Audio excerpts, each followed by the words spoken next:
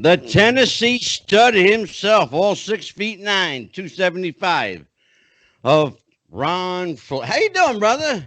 I'm doing great, man. Nice Man, to I'll be tell with you you. what, you found the fountain of youth, man, because you look amazing. I don't know about that. You but, do. You I really feel look pretty great. good. You know, I mean, for a guy that's pushing what, like you're like 105 now, 106. You're looking good.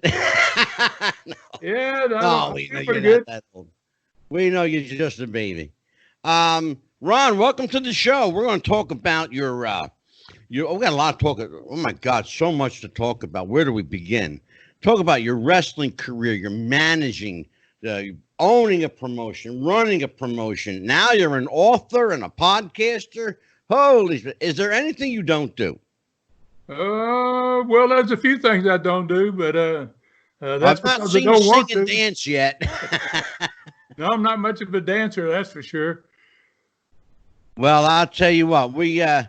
Mikey, why don't we give Mr. Fuller the introduction that he deserves from this crew here. Let's first of all let's introduce everybody to Ron. Ron, I'm Angelo. We spoke, you know that. Right? Gentleman here, the good-looking guy with the big old mutton chops. That is Dan the Man, the happy haberdasher. Dan the Man Sebastiano. He's the smartest guy in the room. Hello. And of course, got over here the man who set everything up tonight, Mike Messier. Mike. Hi, Ron. Yeah, Mike is an actor, writer, producer, director, filmmaker. He just actually won. Why don't you tell Ron about the new award that you just won? Well, what it was, Ron, is that I made a very short film with my phone, and then I had an editor do some work on it. And the piece won an award from what's called the Alternative Film Festival. It's called The Never Was. And it actually has a slight wrestling tie-in because a friend of mine at the time was working on a documentary about Justin Credible. And I've known Justin a little bit. And some of the mistakes that Justin's made that he's admitted to himself kind of inspired this piece, The Never Was, which is really about someone who never achieved their full potential. And I find that a lot of people suffer through that. I think in your case, you would be the opposite of that. You and your brother, you and your brother and your cousin, all exceeded tremendously in professional wrestling. But my little short piece that never was really kind of try to be an inspirational piece to those that haven't fulfilled their life's destiny yet, which I would put myself in that same category. So it's really an honor to have the Tennessee stud, Ron Fuller, here tonight. I've been watching a lot of his matches this past week. Very excited. Yeah, Mike, you know. Yeah, very excited. I got to tell you something, right? He's driving me crazy today, Ron. He really driving me crazy today. Have you seen this one? Have you seen that one? Say, oh, all right, Mikey, I'll spend the next 12 hours watching Ron Fuller match. That sounds like a great concept. What you're talking about there, Mike. That sounds pretty amazing, man. Congratulations. He's a really talented guy, Ron. He really is. He really is a very talented guy. We're happy and honored to have him as part of our team. Well, I'm glad to be here. I think it's fair to say. Now let's go back a little bit in history here. I think it's fair to say without the Fuller Welch clan, certainly without Roy Welch. Without Roy Welch, there is no wrestling in Tennessee. In fact, I dare say there's probably no wrestling in the southern half of the United States without this legendary, iconic visionary. Before wrestling, what was there? What did Roy Welch do? How did this man make his income? How did he earn his money? Well, you know, he grew up. He's got Indian blood. My granddad had quite a bit of Indian blood, and he lived out there in West Texas, New Mexico area, from a very poor family, and they grew up poor. Just one real quick story about my granddad to give you an idea of what kind of family he had. At 12 years old, 12 years old, they lived in the northern plains of New Mexico, and they had a few cows. And when the winter came, they had to drive them off the plateau up there and get them down in the southern part of New Mexico to get through the winter with them. And so my granddad was 12 years old. He had a brother named Herb. That was a little younger. He had another brother named Jack. And they, with no shoes on their feet and their dad on a horse, they took about a dozen cows south off the plateau.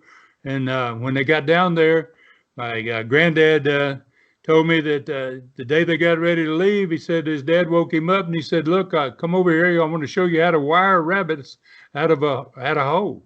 And he took some barbed wire and wrapped it down in the hole, wrapped it in the rabbit's hair, jerked him out of the hole.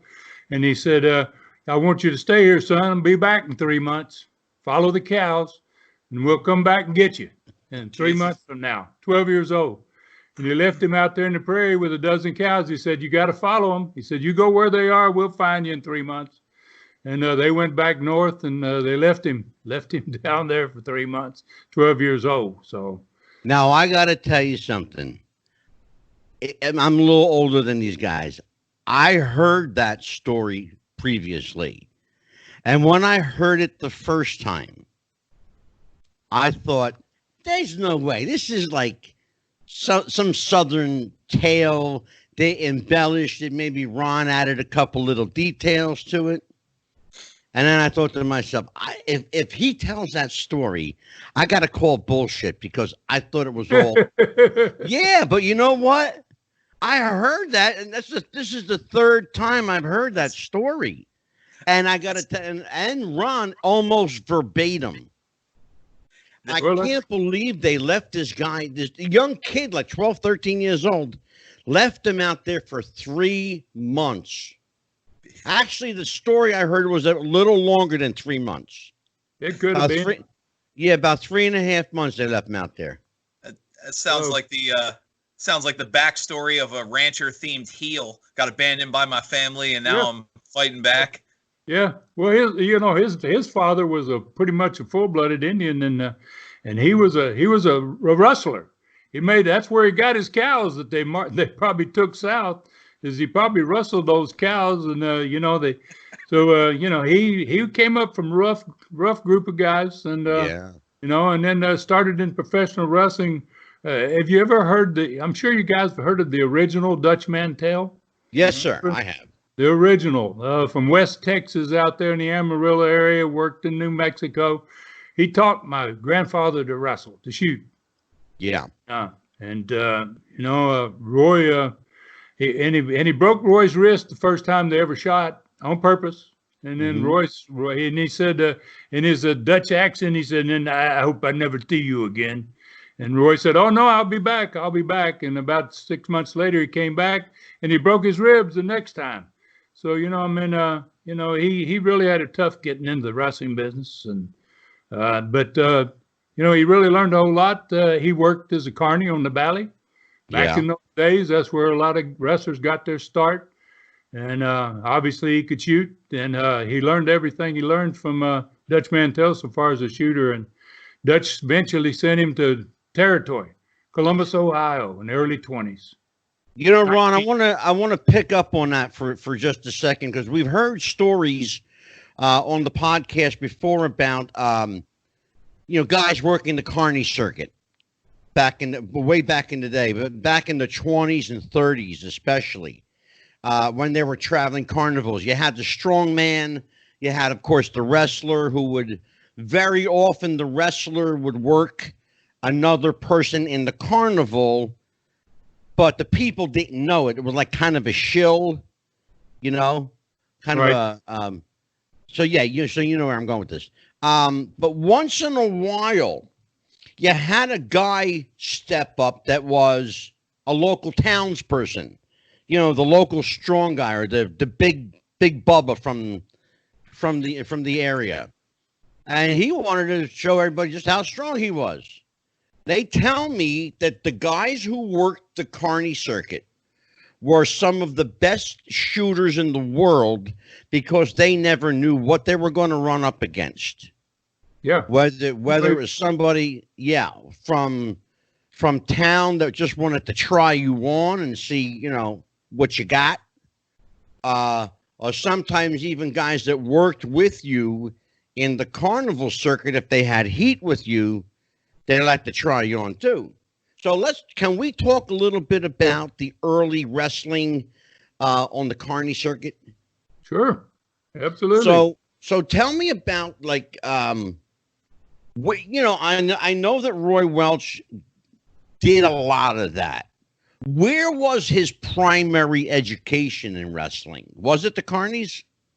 No, I think he got almost all his education from Dutch Mantell. Okay. He told me that when he got interested in wrestling, they had some organized wrestling in Amarillo, and Dutch Mantell was actually working some shows in probably the 1910s to the 1920 era in Amarillo area, and he went to a show, and he got a chance to meet him, and he asked him. He said, "Would you train me?"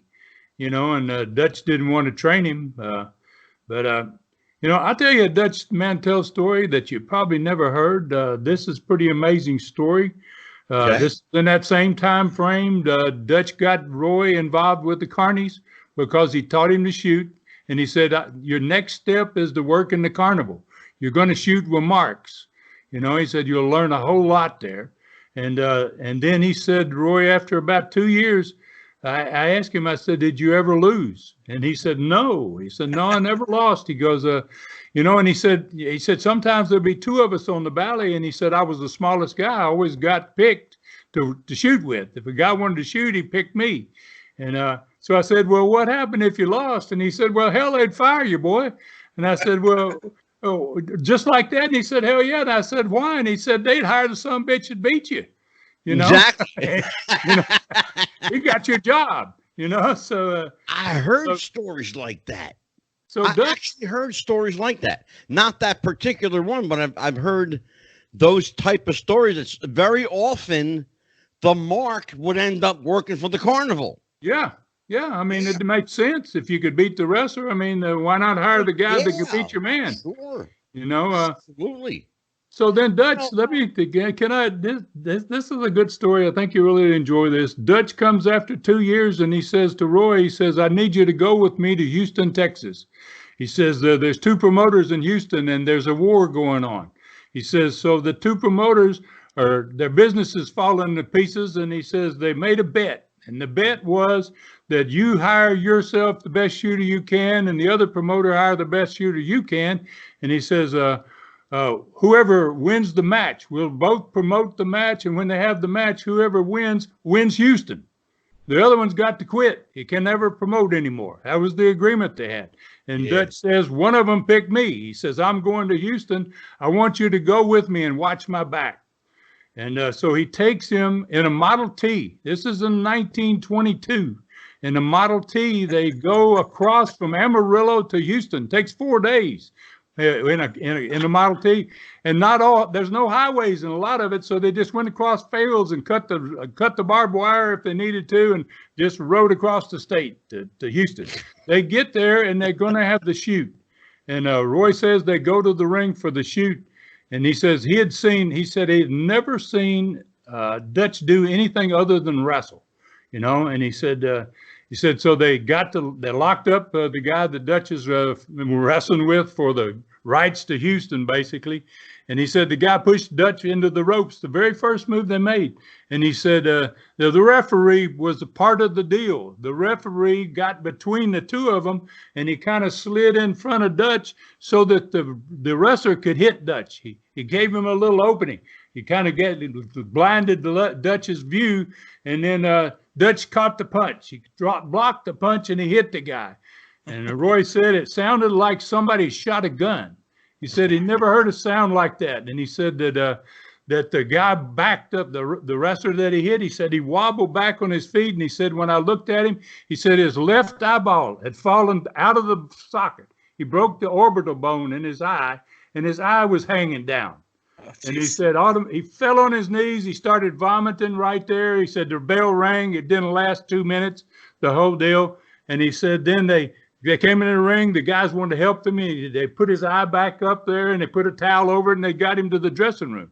And Dutch told Roy's about to leave the ring with him. Dutch going to the ring, he says, "You get right on my back, boy." He says, "I don't." And Roy says, "Why?" And he says, "I want you to get the knife." You know, he was thinking that somebody was going to try to kill him before he got to the field. Okay, absolutely.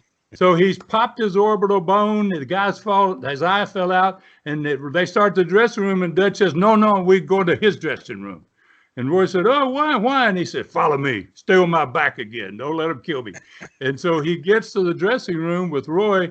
And Roy said he went over, and the guy's sitting on the stool, and he's got the towel over his eye. They're about to take him to the hospital. And Roy tapped him on the shoulder. I mean, the Dutch taps the guy on the shoulder, and he said when the guy looked up, he saw it was Dutch. He was like, "Oh God, he come to get me again," right? One of those deals. And he goes. Dutch says to him, he goes, he says, you're really lucky. He goes, a good thing you quit. He said, I was already looking at that other eye. That's some badasses there. When you get I love it. So now, fast forward a little bit, somewhere around the 1940s, 50s, somewhere around there, Roy Welch gets the idea to build an arena. And my understanding is that he built this place himself. He may have. Roy did all kinds of things. I've never heard about his arena. What city was that in?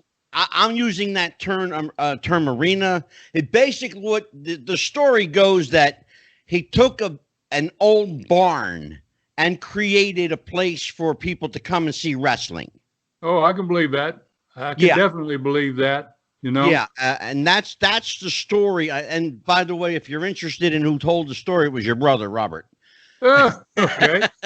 Well, hell, Rob might have worked out there. He's old as hell anyway, Rob. Oh, geez. He could have worked out in that building. That's funny. My granddad, I don't know if you knew this, my granddad trained the first wrestling bear. The very first wrestling bear. You know, I did know that. I actually did know that. Yeah, her name was Ginger. And Roy was so crazy. He was so bad. He was so tough that the bear was scared of him. That's it. And this bear had all of her claws and all of her teeth. You know, when they train bears nowadays, they pull out their canine teeth and they pull out claws. They put it all, and he was the only one who could put the muzzle on her, and he put these mittens over her feet. And he kept the bear in the backyard, staked out, and let her out of her cage a lot, and she stayed in the backyard. My dad was about 12 years old, and the bear got him. The bear got hold of him. He got too close to the bear, and the bear was going to kill him. And Roy happened to be home that day, or I wouldn't be here. And you know, Roy came around, screamed at the bear, and the bear ran. She was scared of Roy. You know, and I asked him, I said, "How do you scare a bear? You know, how do you make a bear scared of you, right?" And he said, "I slapped him." And I said, "Oh, wait a minute." I said, "You know, bears will slap your head off, I hear, you know." And he goes, "Not my head, by God." He said, "I slapped that bear." He said, "Until that bear just let me do whatever I wanted to do." So, yeah, I'm telling you, man, he was a pretty rugged dude. I heard some stories. Dan, go ahead. You got Ron Fuller. Go ask away, brother. Oh man, this is great. You know, Ron, I got started in the wrestling as it were as a historian, the work in different syndicated column I wrote, and then obviously before I joined the podcast. So hearing these old school tales. I mean, I know the original Dutch Mantel was a very tough looking dude, and some of your history, obviously, you've come up before. We've had several Tennessee legends on the show, and your name always comes up anytime you talk Tennessee or Florida. And so I want to say I appreciate this honor being able to talk to you. I was hoping you could actually expand on something. You brought up obviously the original Dutch Mantel. Back when you're talking 1910, 1920s, photographs really weren't, and obviously there's no video, but photographs really weren't what they were. The pictures of some of the talent back then, especially Dutch Mantel. I mean, if you were to grow just a grizzled, tough-looking guy in a lab, he would come out looking like 1910 Dutch Mantel. Yeah. I'm wondering how, even at the time, how much of that was legitimate? These guys were, you know, broken teeth and scarred faces, and how much of that was really them, and how much of it was I hate to say, but like the old carnival where, maybe the strong man would oil himself up a little bit, not drink water that day. How much of that was them, and how much of that was maybe a little bit of showmanship? Oh, I would say there's a little bit of it. I got a great story about Dutch. My granddad told me. He says Dutch Mantell was one of the richest dudes in the West. I mean, he had a Model T Ford when nobody could afford a car, Mm-hmm. And so I asked my granddad, I said, well, how did he get rich? And he said he had the greatest gimmick going. He said he would travel to the old towns out west, and he said he would go into town in the bar late in the afternoon or when the guys were starting to congregate, and he would be real mouthy. He was a small guy, he wasn't real big, he was real mouthy, and he would say, oh, damn, I'm the fastest guy in this town. I'll race any sumbitch in this town. And then he would get some bets up. People didn't know who the hell he was, and they thought, well, maybe this guy's fast, maybe.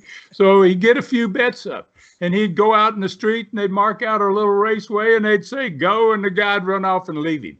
So he'd go back in the bar, and he'd be hot, throw his hat down. Ah, damn, I can't believe it, but I'm strong. He said, I can beat anybody arm wrestling. Well, Betts got bigger this time, right? Because he's small, and they know he can't run. He's full of crap, probably, and so they bet a little more this go around, right? And the bets go up a little higher, and then they go out. They sit at a table in the middle of the saloon, and a few more people congregate. They go running out there, and they go, "Hey, there's an idiot down here betting, and he don't know his ass from a hole in the ground. You can get paid quick, right?" So the saloon about fills up, and then they have the arm wrestling contest, and the guy just slams his arm down.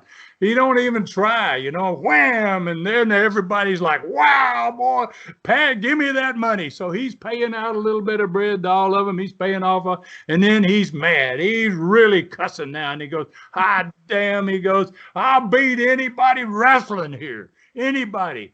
Oh, man, Roy said that Dutch said the bar went empty. They'd run out of the bar, man, and they'd go get all their buddies, everybody in town, and they'd go find the big tough guy in town, right? And they'd bring him back. Man. And then Dutch would say, I double the bet. By God, double the bet. And, so then he's got every dollar in town just about, right? And then they would go out in the road right out in the front of the old saloon, and Dutch would just decimate the poor son of a gun. I mean, it wouldn't last 30 seconds. And then he would fill his wallet, and he would go 10, 15 miles down the road and do it again, and do it again, and do it again. And he got to be fabulously wealthy. God bless. That's beautiful. That's hilarious. Mike Messier, I know you are the world's #1 Ron Fuller fan, so I got to, and plus you set this up. So now, my friend, have at it. Well, Ron Fuller. Ask as many questions as you want. Well, I've got two big ones I'd like to get in, but first one, Ron, thanks for being on the show. And Ron, watching some of your matches, it's interesting. You're billed at 6'9", and I was thinking of guys like yourself, Don Leo Jonathan, I think was 6'9". I think Mean Mark Callis, or the Undertaker, as we've known him for the last 20 or 30 years, is 6'10". And I was just kind of wondering about the actual in-ring style that you had, because at 6'9", you by and most standards are close to a giant, but not quite in that Andre the Giant or Big John Studd level of height. So what I liked about guys like yourself, Don Leo Jonathan and Mean Mark Callis, and the Spoiler, is that you guys could still have a traditional wrestling match, but still have that height advantage. So you can take advantage of your height, but you're not the stereotypical giant either. I just wondered if you had any thoughts about that, how your size, being kind of that almost a giant size, fit into your in-ring career. What I did when I first started wrestling, and I was tall and I was thin, I kind of set my training. I wanted to be just as fast as a small guy. I didn't want to be the giant. I wanted to be a big, tall, strong guy that could move just as quick as a small guy could. True. And I really pretty much accomplished that. I threw drop kicks. I did everything. Anybody flying head scissors, I didn't care what it was. I felt like I had to learn to do it. And so my style fit that I could work with everybody. And it made sense. I mean, if I'd only worked with guys who were 6'9", like you say, there wasn't a bunch of them. It'd have been hard for me to find opponents. Been hard for me to find work. You know, so it worked out good. Yeah, I think it did too. And then that kind of goes with my follow-up question, which is, I was very good friends with Ox Baker, the master of the Hurt Punch, and you know, Ox even called it the Hurt Punch after Stan Stasiak passed away because they both did the Heart Punch. I didn't know that Ox traveled around the whole territories, and I'm guessing that you and Ox crossed paths. I'm pretty sure you did. Did you and Ox Baker ever work together? Because just on a personal level, he was such a good friend of mine. I spoke at his funeral. He was really like a father figure to me in wrestling. And me and my buddy David Gear both really cherished our friendship with Ox. Do you have any Ox Baker stories? Or? Oh, I wrestled Ox several times. Ox wrestled for me in my southeastern Pensacola territory in 1979. Hulk Hogan was breaking in with me at the same time. Yep. So I had Hogan and Ox and myself, and I had two territories at that time, one in Pensacola and one in Knoxville, both of them called Southeastern. And I would go back and forth between the two territories. And Ox I worked with many times. I really liked Ox. He was a great guy. And, you know, people look at Ox and he's a pretty scary looking dude, you know. I mean, you know, you had to really think, well, what am I going to encounter here, you know? But Ox was a very, very nice guy, and I had pretty decent matches with Ox. And you mentioned Big John Studd. I worked with Big John Studd in St. Louis. I've worked with Big John Studd before too. A lot of big guys. You mentioned Don Leo Jonathan way back there. He's one of the guys I wanted to. I kind of copied as much as I could John Leo Jonathan's work. I mean, he was, to me, one of the best big men probably ever worked. Oh, my God, yeah. Absolutely. And then you'll get no argument from me. I'll tell you what, he was absolutely amazing. You know, right. Can I ask you a question? You know, talking along the same line, and Mikey, I'll get back to you in just a second. But you're talking about big guys, and the physical factor. And I got a question for you. And I've seen a lot of big guys who come across as lumbering. They come across as clumsy or sloppy. How effective can a good big guy be with regard to ticket sales? Because big guys are not necessarily known for being the best ticket movers. They're great for attractions. The exception to the rule, and I'm not saying this because you're here, but the exception to the rule, Ron Fuller and Robert Fuller. Because you guys are probably two of the biggest guys back in the day when, you know, let's be honest, you didn't have a lot of the 6'10", 7-foot guys running around. It was rare.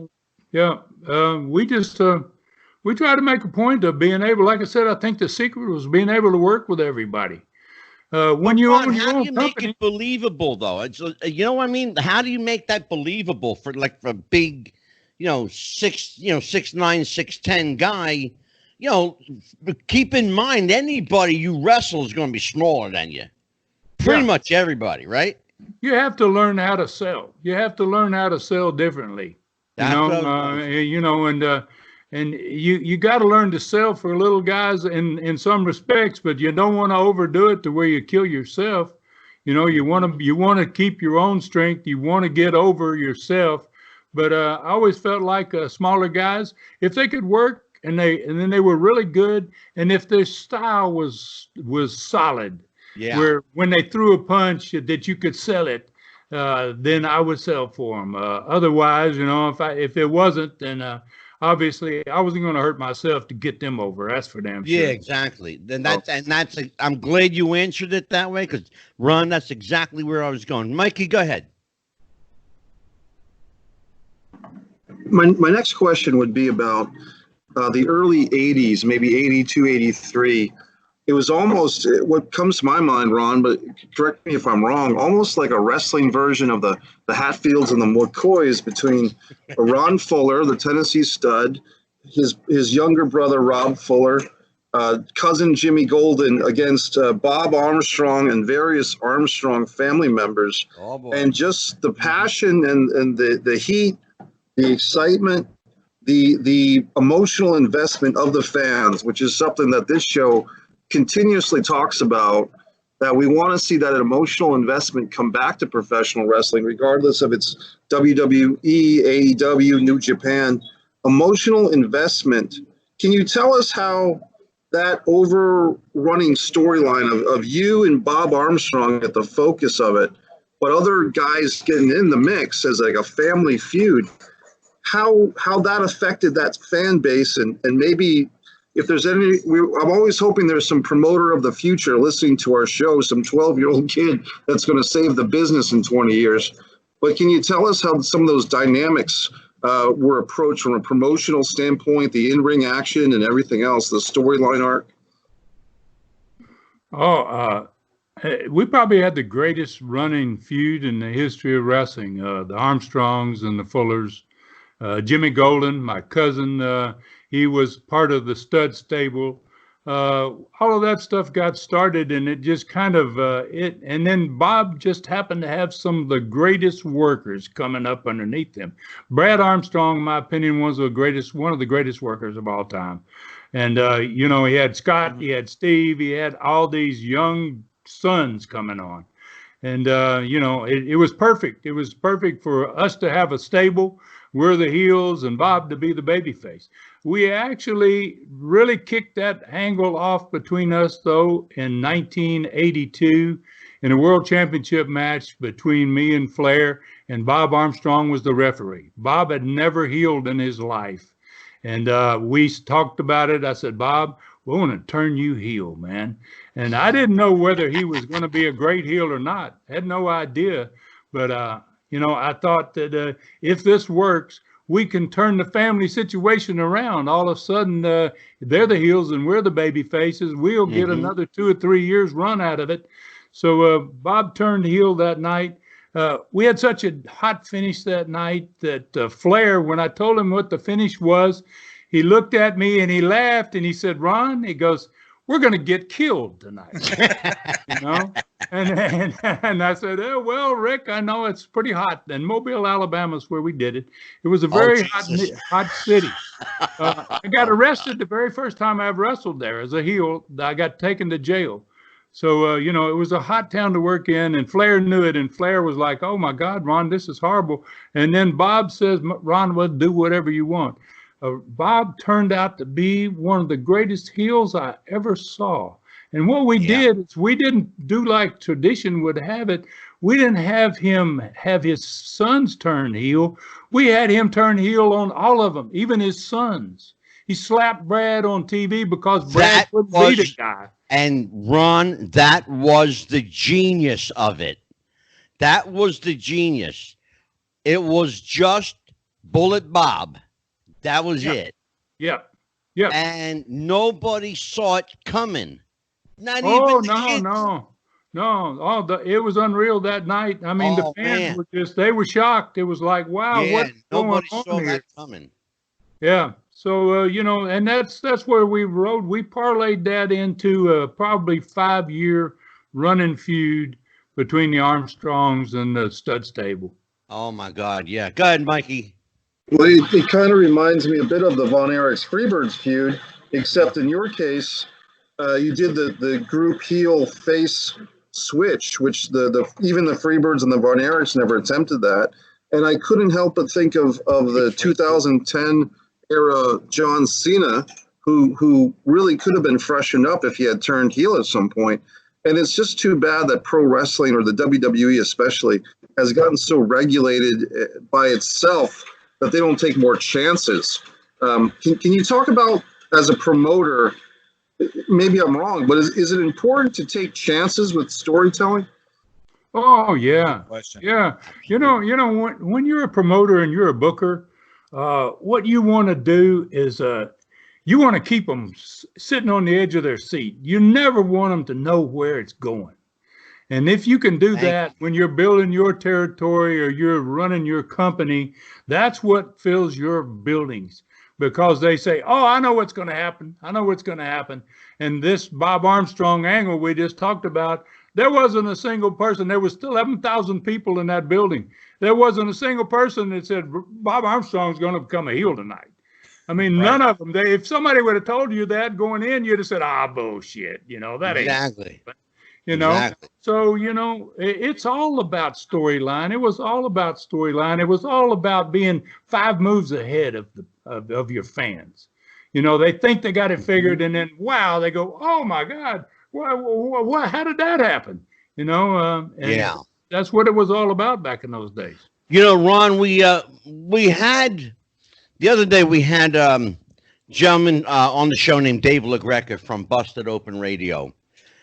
Interestingly enough, he grew up in the Northeast where I grew up. In fact, not far from me.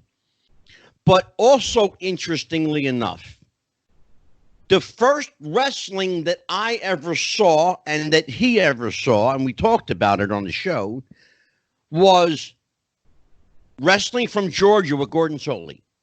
Right. Georgia Championship Wrestling. First wrestling I ever saw. And it was, in fact, Dan's going to pop when I say this. We looked at wrestling from Georgia as, quote, you're laughing already, Dan, the real stuff, and WWF was the fake stuff. Yeah, I can believe that. I can believe that. Here's the question I got for you. Was it intentional to base Southern wrestling in that element of realism? Was that a purposeful, deliberate thing that promoters did down south? Absolutely. My granddad was a shooter. We talked about it way back in the early 20s. My father was a shooter. I was taught to shoot when I was 13 years old. Right. Guys would come out and knock on my dad's door and say, I want to wrestle the wrestler. And he'd say, can you beat this skinny kid? And and nobody ever got past me. So when you grow up with that in your background, you want your sport to be solid. You don't want people to see through it. And you go to the extremes. You don't blade, you bust each other the hard way. I mean, you take it to the next level. Yes, sir. And when you do that, you build fans that believe from the bottom of their hearts, because they've never seen anything that they couldn't believe in. You give them stuff to believe in, and that's what made it. That's what makes it. That's gone. That's gone. Man, oh my God, you brother! Be there anymore. I'll tell you what, my brother. We had Dan and Mikey were on the show. In fact, when we discussed it, we're like begging, like, where is our wrestling again? What happened to our beloved sport? Dan, I want you to pick up on where I left off on the realism element, and then throw in a couple of 3 or 4 or 5 questions of your own. Go ahead. Well, no, it worked. Angela's absolutely right, and that's why I was cracking up before he finished the sentence, because I grew up in an area where I got both. I got the NWA on one channel and the WWF on the other, and then the local stores that had all the territory tapes, so Tennessee and Florida and all. And there was definitely a feeling there, and that was part of the aura that your family had, was that the Fullers were the smartest family in wrestling, not just your in-ring psychology, but everything that you did. And it really added to that level of realism, because there were moments that your feud, Mikey touched on your feud with the Armstrongs, where who knows? I mean, you guys probably beating each other up in the parking lot when the cameras aren't rolling. Like, as a fan, you get that feeling that's long since been gone. But I was hoping, actually, speaking of the plans and the old times, one of my more favorite moments you guys had during this feud with the Armstrongs was you introduced the Southeast Continental title, and you gave it to Michael Hayes. With, of course, that led to that story where you beat him and you wanted to leave the territory, but you were contractually obligated to stay, and you and Armstrong fought over that.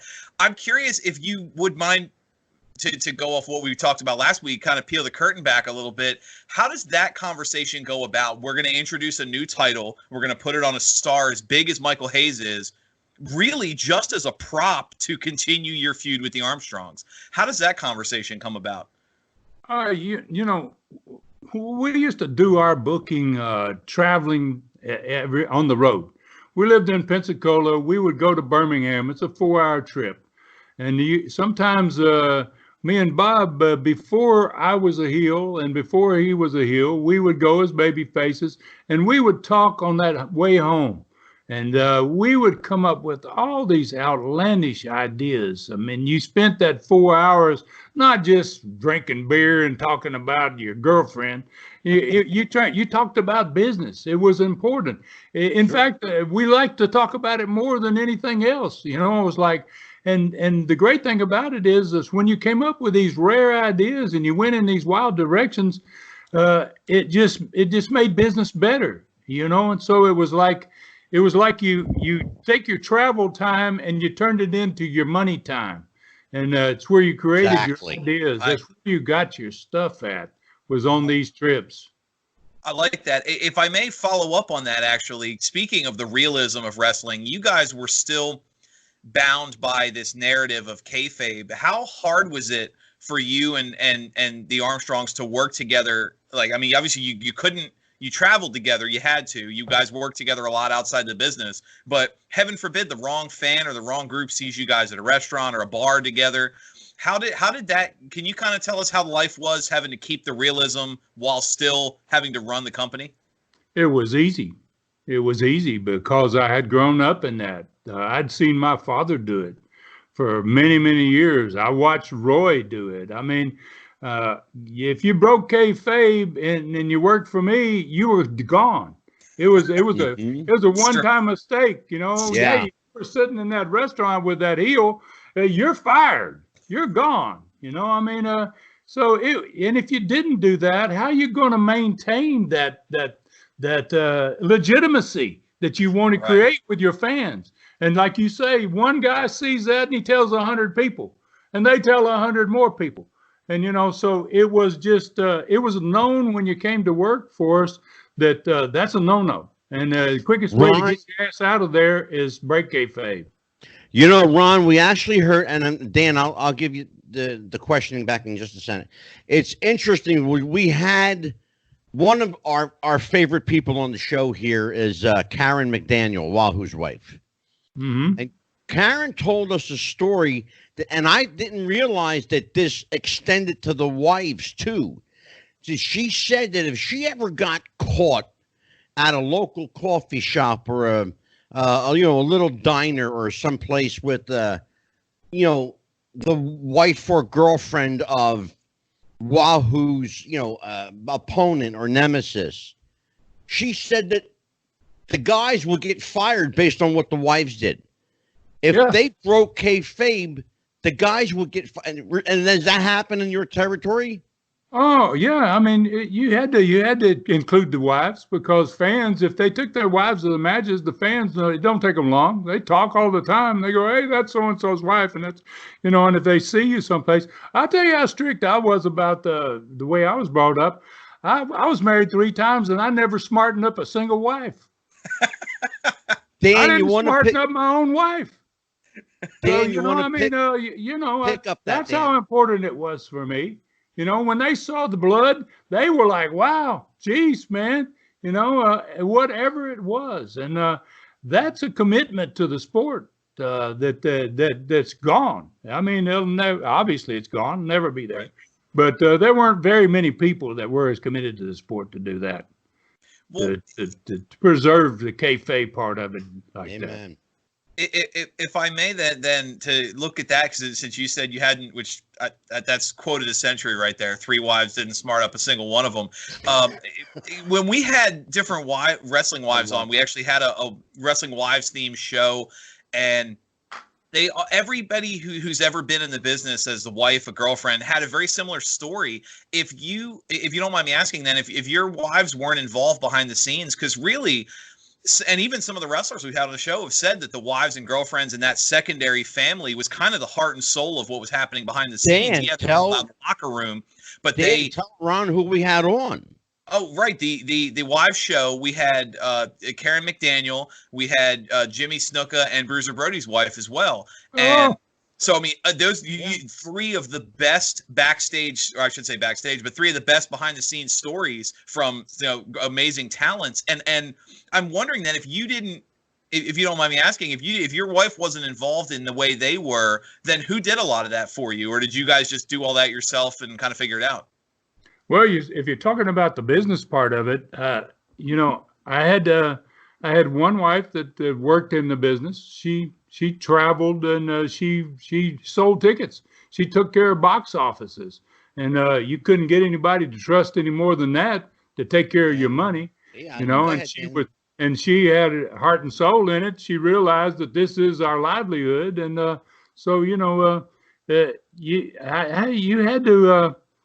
You had to do, it was kind of strange the way you dealt with your family members and that type of thing, about the kayfabe part of stuff. And, but we were really lucky. I mean, Bob Armstrong's wife, who just passed away a few days ago, as a matter of fact, I heard that. And, was a great lady. And she was a perfect example of a wrestler's wife. I mean, when she went, she would sit in the very back. She wouldn't let anybody know she was there or who she was. She wouldn't dare tell anybody, "Oh, that's my husband up there," or "That's my sons." I mean, everybody, a lot of the women that were around the wrestlers that we dealt with, they were pretty much kayfabe too. They knew that you had to protect it. It was vital to your livelihood. You were stupid not to protect it, as a matter of fact. That's fair. Sure. Well, if I can, then one final question, and I'll throw it back to these guys. Karen McDaniel had a lot of stories about designing robes and wardrobe and whatnot. So I'm really curious, while that's still fresh in my head, when the Tennessee Stud debuted, he had a mask. Who designed the mask that you wore? The lady that made most of my robes made Flair's robes. She made a lot of other guys who made Johnny Walker Wrestling 2's robe. Olivia Walker, Johnny Walker's wife. That's right. Seamstress. And Karen told us that. I forgot all about that. Yeah, you're right. She wasn't just a seamstress for wrestlers. She started out as a country and western singers, Porter Wagner and Dolly Parton and all those sequined outfits that they were wearing back in those days. Mm-hmm. She was making the outfits for the country and western stars, and that's why Flair liked their jacket style.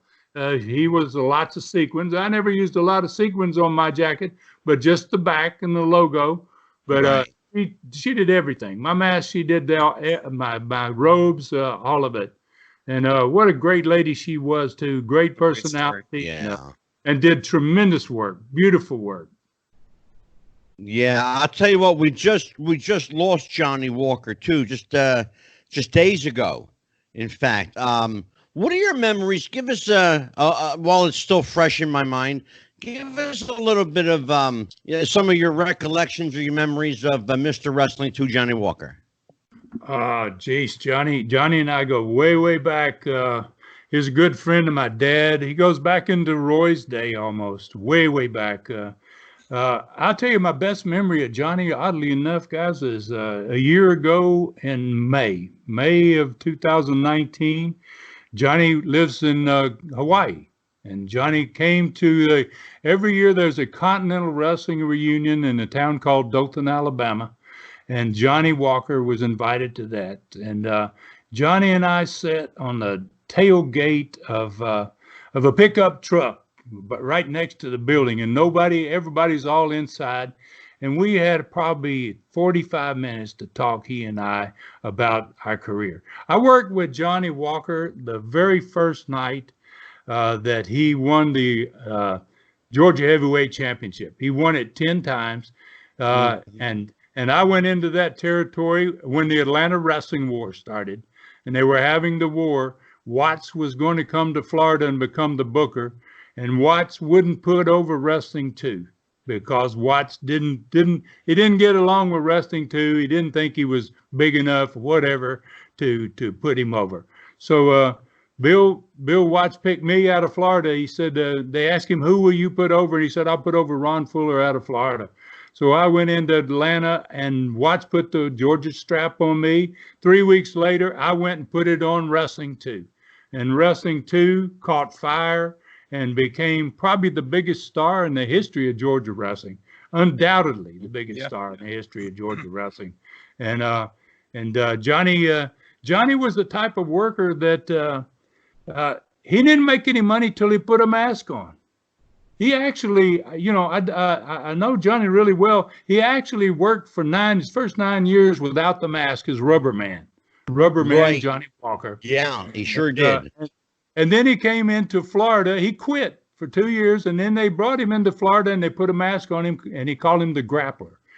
He did better. But when he left there, he only worked for 2 years in Florida, and he quit again. Now, this is a story that's a pretty amazing story. He went when he quit the second time, he moved to Tennessee, and he started working in the gas station, pumping gas. Johnny Walker. Yeah. Okay. Leo Garibaldi's in Atlanta with Ole, and they've got Wrestling 1 there. Tim Woods, Mr. Wrestling there. Okay. Yeah. And Leo gets this idea. He says, I want to, we need another wrestler, Mr. Wrestling, another Mr. Wrestling. And so he tells Ole about it. And because Leo had been there in 72 in Florida when Johnny was there as the Grappler, he remembered him.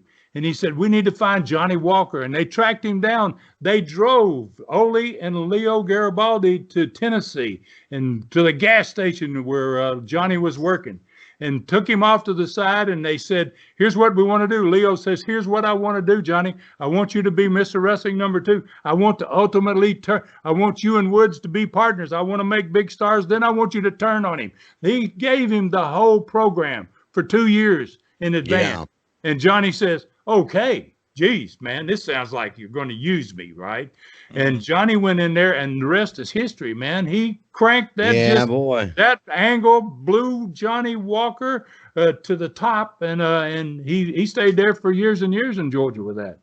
Well, I'll tell you what, Ron, we actually had Magnum TA here, and when Magnum was here, it was bittersweet. It really was, listening to Magnum. He had that angle with Johnny Walker. Dan, you remember Magnum telling us that story? Yes, sir. It was, yeah, go ahead and relate that story to Ron. It's really, I want you to hear this, Ron. Well, he had, I just want to make sure we're on the same page here. You're talking about when he first came up, when he was the rough business, that one, or? Yeah. The Rubber Man? Oh, you're talking about Magnum? Well, yeah, because obviously, the narrative behind Magnum TA being the greatest what if story in the history of wrestling. Yeah. But he talked about coming up and the for lack of a better term, the way he told it was the very rough handling he got at the hands of Johnny Walker, and it was more of he wasn't getting the what's the term? Potatoed as much as he was. This was the evidence that, I mean, when Walker was going to go that rough on you, he knew you had something. This guy is going to be huge, and I'm going to beat the tar out of him until we polish this stone. And he did. And obviously you saw, well, like I said, unfortunately, the great what if story, but Magnum really had the narration that if he didn't get those initial, for lack of a better term, beatings and rough matches with Wrestling 2 coming up, he would never have become the star he was. Yeah, it's a great concept. And Johnny was like that. Johnny he liked to work stiff. He liked to work tight. Yeah, we heard. Yeah, and the night that I put the championship belt on him, we worked a finish in which we both went over the top rope and out onto the floor. I brought him back into the ring. He got on the apron. I was in the ring. I picked him up, and I brought him up to drop him on the top of his head. He pulled a gimmick out, and he hit me with the gimmick. Then he put the gimmick up, and I struggled to my feet, and he hit me. I was the first guy he ever hit the bionic knee on. Okay. Oh, nice. Yeah. He had not developed that finish. And then he says, look, Ron, he says, let's do that part of it. But he says, I want to hit you with this running knee lift.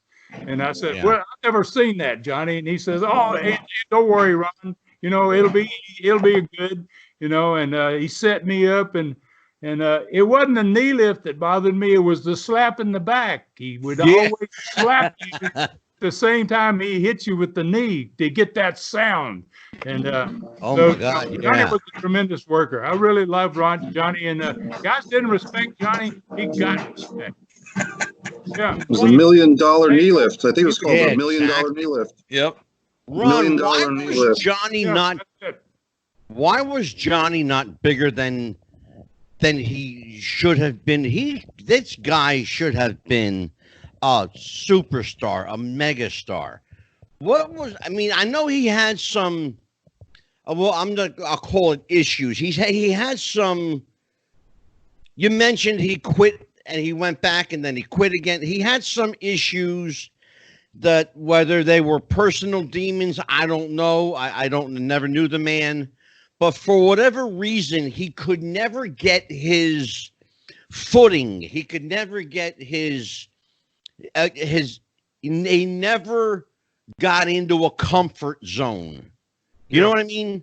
Yeah. And I think you understand where I'm going with it. And I'm not, rest in peace. Mr. Wrestling too, but for whatever reason, I don't know why, but he just never found his place for some odd reason. I think his career didn't develop until he was way into his 30s, maybe even close to 40, before he became wrestling too.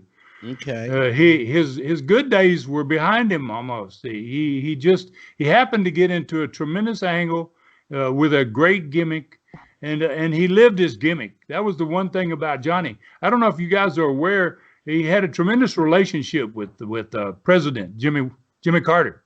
Yes, sir. Fabulous. And Jimmy Carter invited him to the inauguration when he became president.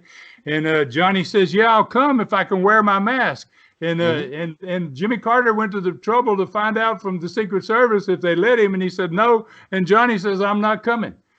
I mean, he was crazy like that. You never saw Johnny without.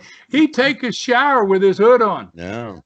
And the guys we knew who the hell he was. I mean, what the hell are you doing, Johnny? So you don't have to kayfabe me, what the hell? Take your mask off, right? Exactly. I mean, he was just really, really into that gimmick, and he lived it. He lived it. Mikey, go ahead, brother. Well, I'm just glad that Johnny didn't have a little mask to wear on his anyway, but that would be something to see. Ron, you mentioned Wrestling Wars, and fans today, younger fans, are getting all hot and bothered about AEW versus NXT, but this is nothing new for wrestling historians. And I saw something about Ron Wright tried to challenge you in your promotion, if I'm not mistaken, at one point.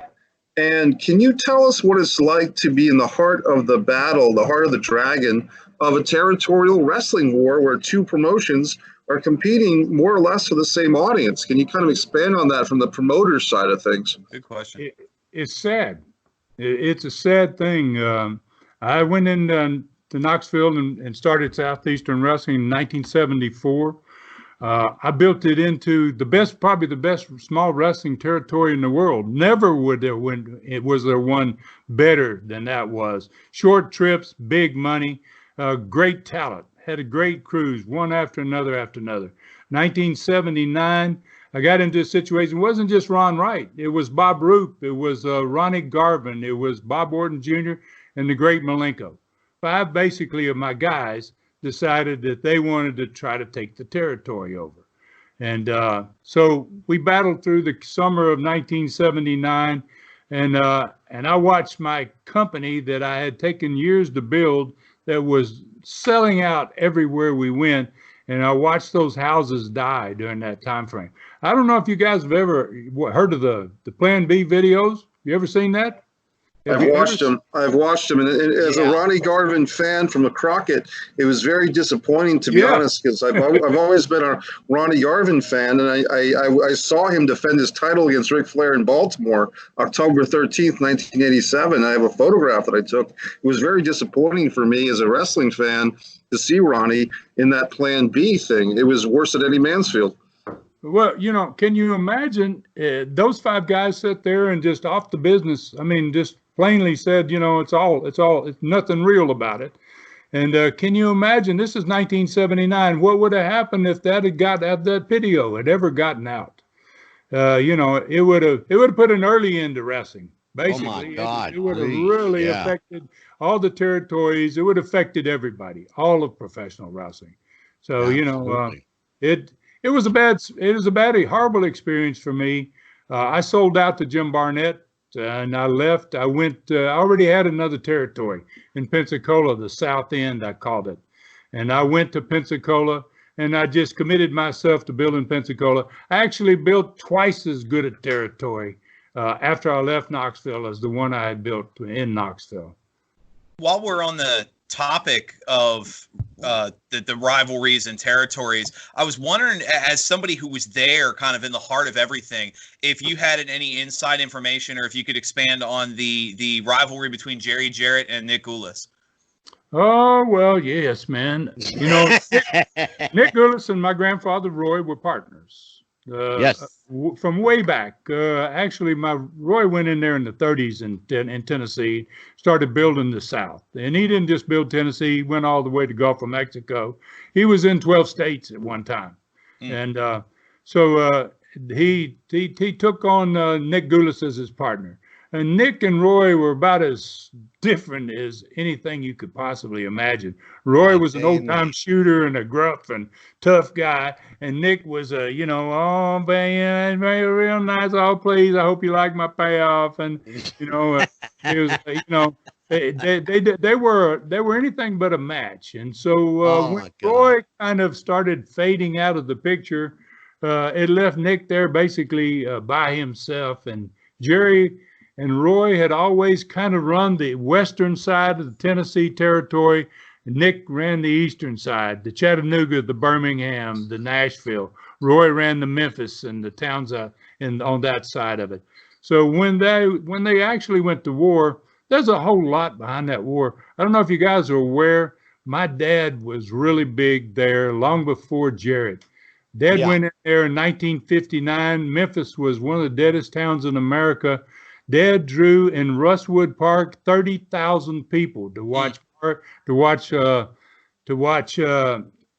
Sputnik Monroe and Billy Wicks wrestle for a Cadillac. I was going to ask you, Ron. I was going to ask you if that was folklore or whether that actually really happened. I heard they wrestled over a car. Yeah, they wrestled for a car. Yeah, they wrestle. Yeah, Dad used to do it all the time. My dad drew some monster crowds in his career. In Mobile, Alabama, in Ladd Stadium, he and Mario Galento, with Joe Louis as the referee, drew 40,000 people in 1957. In the 50s. Okay? In the 50s. God, that's crazy. 40,000 people in Mobile, Alabama. And then he went to Memphis and drew right around 30,000. And in Atlanta, we went to Atlanta when I was a kid in Atlanta. Atlanta was on its ass. It was doing terrible. And he went in and he built Atlanta in 2 years, from 64 and 66. He drew in the Ponce de Leon baseball stadium. He wrestled Mario Galento, and Rocky Marciano was the referee. They drew 30-something thousand in Atlanta. That's and I hear crazy. people saying that the biggest crowds ever drawn in Atlanta was in the Omni. Bullshit. I saw 30,000 plus in that Ponce de Leon baseball stadium. Yes, sir. In the summer of '66. So, that's crazy. I have to ask you, we heard, from several sources, but let me just tell you, a couple of the people that are really, really good friends of our show are, of course, Superstar Bill Dundee and the handsome one himself, the Boogie Woogie Man, Jimmy Valiant. Jimmy's a good friend of mine. I know Jimmy 33, 34 years now. Bill Dundee is just, as ornery as ever, straight shooter as ever. He's a good friend of our show, Ron, and they've told stories, and I want to kind of clarify the territory system in Tennessee.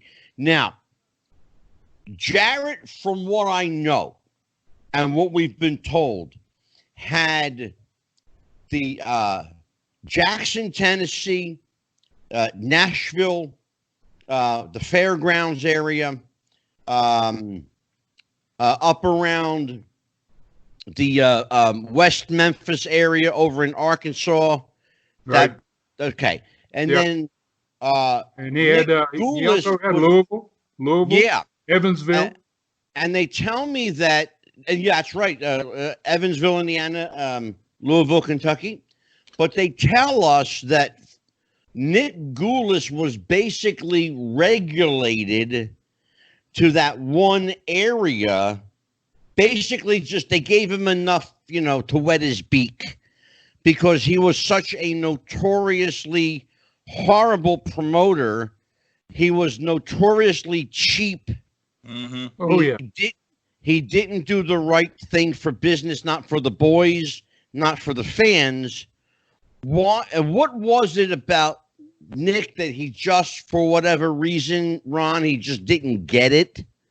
And why did he always want to push his kid, George Goulis? You know where I'm going with this. Go ahead, baby. Yeah, definitely. Oh, absolutely. Well, Nick became Roy's partner because Nick was a pretty decent businessman. He was good at keeping the books, but he didn't know shit about wrestling. He had no concept of how to make that work. Yeah. He had guys that he made one of the critical mistakes that you never make as a promoter. He had guys that he wanted to take care of, and he wanted to treat them differently than some of the other boys. And when you start doing that, you're on the way to killing your own business. So and then, like you said, he had George along the way. His payoffs were so notoriously bad that I remember Jack Briscoe and I having a conversation when I first went into Florida, and I asked Jack if he'd ever worked in Nashville. And he said, "Yeah, Ron." He goes, "I worked in Nashville. I sure did." And I said, "Well, how did that go?" And he said, "Well," he said, "I went in there, man, I was driving a Cadillac." And he said, "I came out on a Greyhound." I mean, he said, "They starved me. Nick Goulis starved me to death. He didn't like me. He didn't like my wrestling." So Nick didn't have an eye for talent. And where he really, really buried himself was with his son, because he wanted his son to be a star. His son was not an athlete. He had no talent. Not at all. And he just, once he made his son the champion, he really signed his death warrant in the wrestling profession.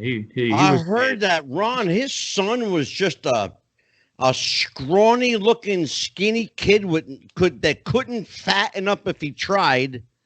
Not a good-looking guy either. I'm sorry to say that, but he wasn't a handsome kid. Oh, no. I tell you, he worked for me one time. My dad forced me when Knoxville was just taking off. Yeah. We were selling out the Coliseum. They'd never even run in the Coliseum. It was too big to go to. We were selling it out pretty much every week. And my dad, I had one of these big shows. It was me against Harley Race. And Dad says, "Can you put George Goulis on your card?" And I was like, "Oh, my." I said, "Wait a minute, Dad. George Goulis, hell, I like to, he can come in at 5 o'clock in the afternoon. We're setting up the ring and work, but I don't want anybody, any 7 or 8, 10,000 people seeing him, Anyway, I used him. And because as a favor for my dad, and Dad says, "It's a favor for Nick. Nick knows you're doing big money. He wants George to work in front of 7,000 people." Oh, my God. Said, "Okay, well, what the hell?" So I told my talent. They all hated Nick so bad. I said, "Listen, guys, I want you to be nice to George." And every one of them went, "Oh, wait a minute. No, Ron." And I said, "No, it'd really be doing me a favor to do this, okay?" Right. So I had a guy in the crew named Don Carson. Don Yeah. Carson was a great personality. He was one of the best guys in the dressing room you could ever have in your territory. And I told Don, I went to Don personally because I knew his relationship with Nick, and I said, Don, I really want you to be nice to George. So the night George came, and he comes in the dressing room, and I sit there with my back turned, and I kind of paying attention to where he's going. And he went, like most wrestlers, around the dressing room, shaking hands and introducing himself. And when he got to Don, he said, "Oh, Don, good to see you. Good to see you." He goes, "How y'all doing?" And Don said, "We're eating, George." meaning, we're not starving like you guys are over there in Nashville. We're eating, George. And George just kind of put his head down and he went walking on. I was like, oh my goodness, Don. But George really was the demise of his father. Yeah. I heard so, and I'll tell you how I know a little bit about the inside of that. My ex-wife was a lady wrestler for Nick Ulis. And in fact, I believe you knew her tag team partner, Ann Jeanette.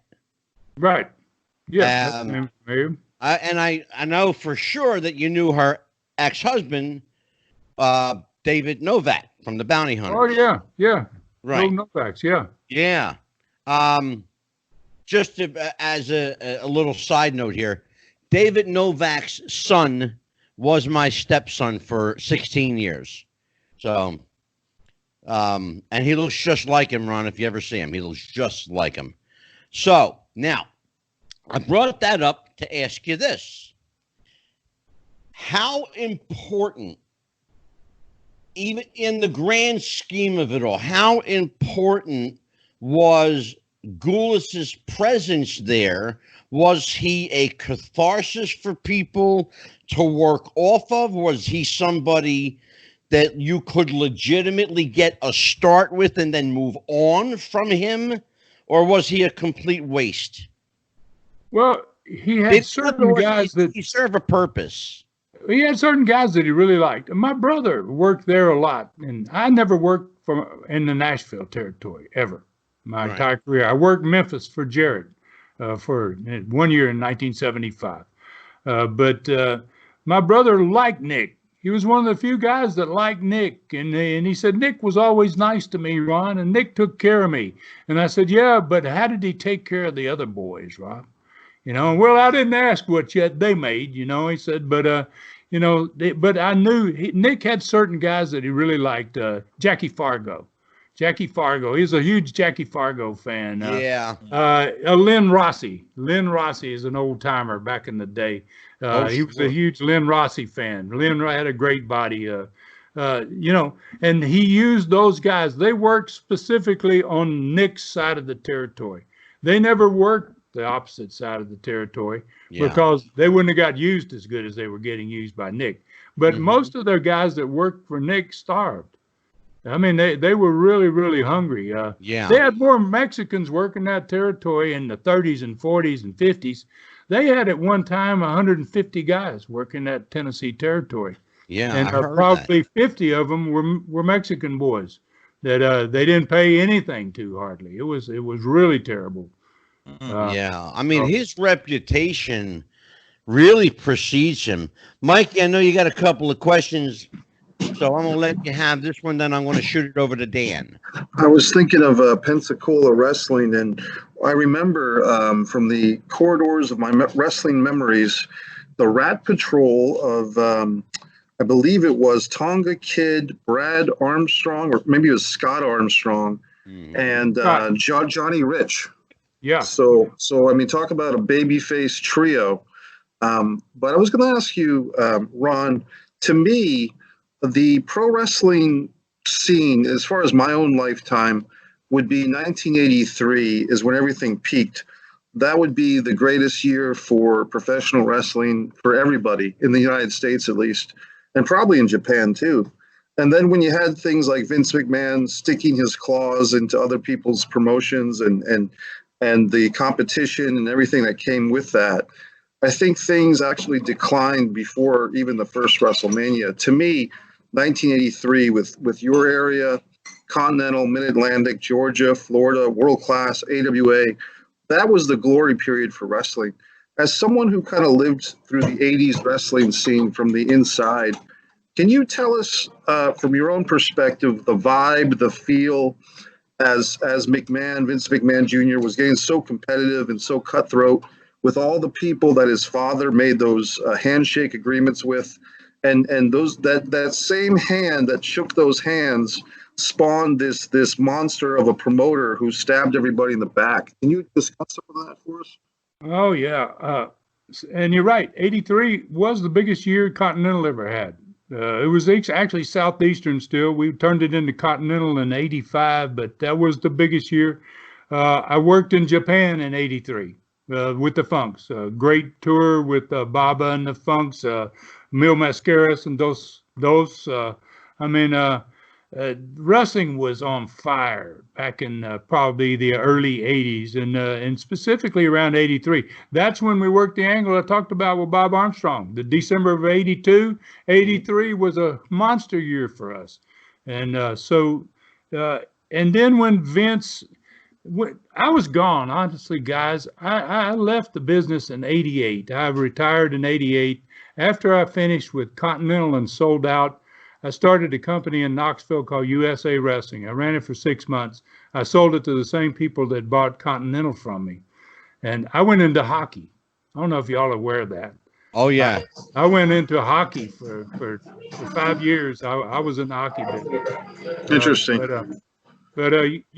Vince obliterated the business. Vince killed wrestling. Yeah, and because of greed. It was all because of greed. And you know what was really funny? In 1985, I had a company in Houston, Texas, that was putting my television program, Continental, in the Middle East. We were in 5 different countries in the Middle East with my show. And they came to me and said, Ron, we've got a connection in New York. We want you to come to NBC and talk to them about a national show. And I went there. And I went to the NBC, talked to them. And when I left there, my thought was, if I do this, what's going to happen to me in this business? Am I going to be able to keep my friends in the NWA? And so when Vince got that opportunity, and what I would have done if I had taken that show is I would have put everybody's territory, their top guys, on that television. I would have made it the greatest wrestling product in the history of wrestling. If wrestling would have been today twice what it was in '83 instead of half of what it was in '83. What he did is he murdered it. He murdered it, and he did it for greed. Ron, were you part of Greg and Vern Gagne's USA Pro group? Yes. When they started, okay, you were part of that when they see, for people who don't know what Ron and I are referring to, Greg Gagne and Vern Gagne got together with 3 or 4 other promoters and formed this super fed. It was called USA Pro Wrestling. Pro Wrestling USA, to be exact. Pro Wrestling USA. Thank you, Mikey. And it, on paper, it seemed like an amazing idea. But then something happened that always happens in wrestling, and Ron knows where I'm going with this. Promoters' egos go unchecked. They get out of control. Well, I want my guys to do this. No, I want my guys to do this. Blah, blah, blah, blah, blah. Before you know it, this super fed becomes super fed up. They all break away. They go on to their own little territories again, never to be seen from again, because Vince and his deep pockets and fat wallet buy everybody up. Now you've got one federation across America. Fast forward now, all these years later, you've got one wrestling group that really isn't wrestling, Ron, and I'm going to tell you why. And I'm going to tell you what I think, and you can tell me I'm full of shit. But I think that Vince McMahon doesn't like wrestling. I think Vince McMahon's father loved wrestling, but I don't think his son liked wrestling whatsoever. Well, I tell you what, I don't think he knows wrestling. You know, I mean, I think You're his not going to get an product argument from me, brother. his product is so far removed from Southern wrestling that you can't recognize it. And you know, having grown up in the South and watched how it was done there, I can't watch his product. I haven't watched a WWE show in 20 years. You're I not don't watch missing wrestling nothing. anymore. I don't watch wrestling anymore. Yeah. I don't see any of it that I really could sink my teeth into anymore. But yeah, it was a real bad situation, and I love Senior. I love Vince Senior. I worked for him in the Garden. I worked for him in Philadelphia. Right. He was bringing us out of Florida back in the day in the '70s, early '70s, working Madison Square Garden and some of those major Sure. arenas. And you know, he's a good guy. His son doesn't really, and I believe you're probably right. I don't think he really likes the sport. No, I don't believe think he does. I he doesn't really don't respect think it, he does. That's for sure. He has no Well, respect for it. you're at Ron. I'm going to tell you what, brother. You are spot on when you say he doesn't respect it. Every chance that man gets to shit on this product, he does. And how he's making money, I think is just because he's got a bunch of, you know, people that are so invested financially in his product that they're afraid to pull out. You know, it's like being with a real hot girl that you like. You know, you want to give her some, and once you're there, man. you don't want to pull out. But eventually, you're going to have to. Yeah, Dan, rescue me off of this. Well, it's actually funny, Angelo, because But I'm right though. You know what I mean?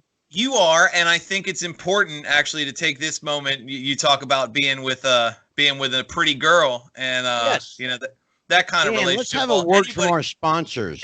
Anybody knows that you're going to be with a pretty girl, you got to be presentable, and in that case, then you can look for the tools of the trade from our sponsor, our friends at manscaped.com, for all your manscaping needs.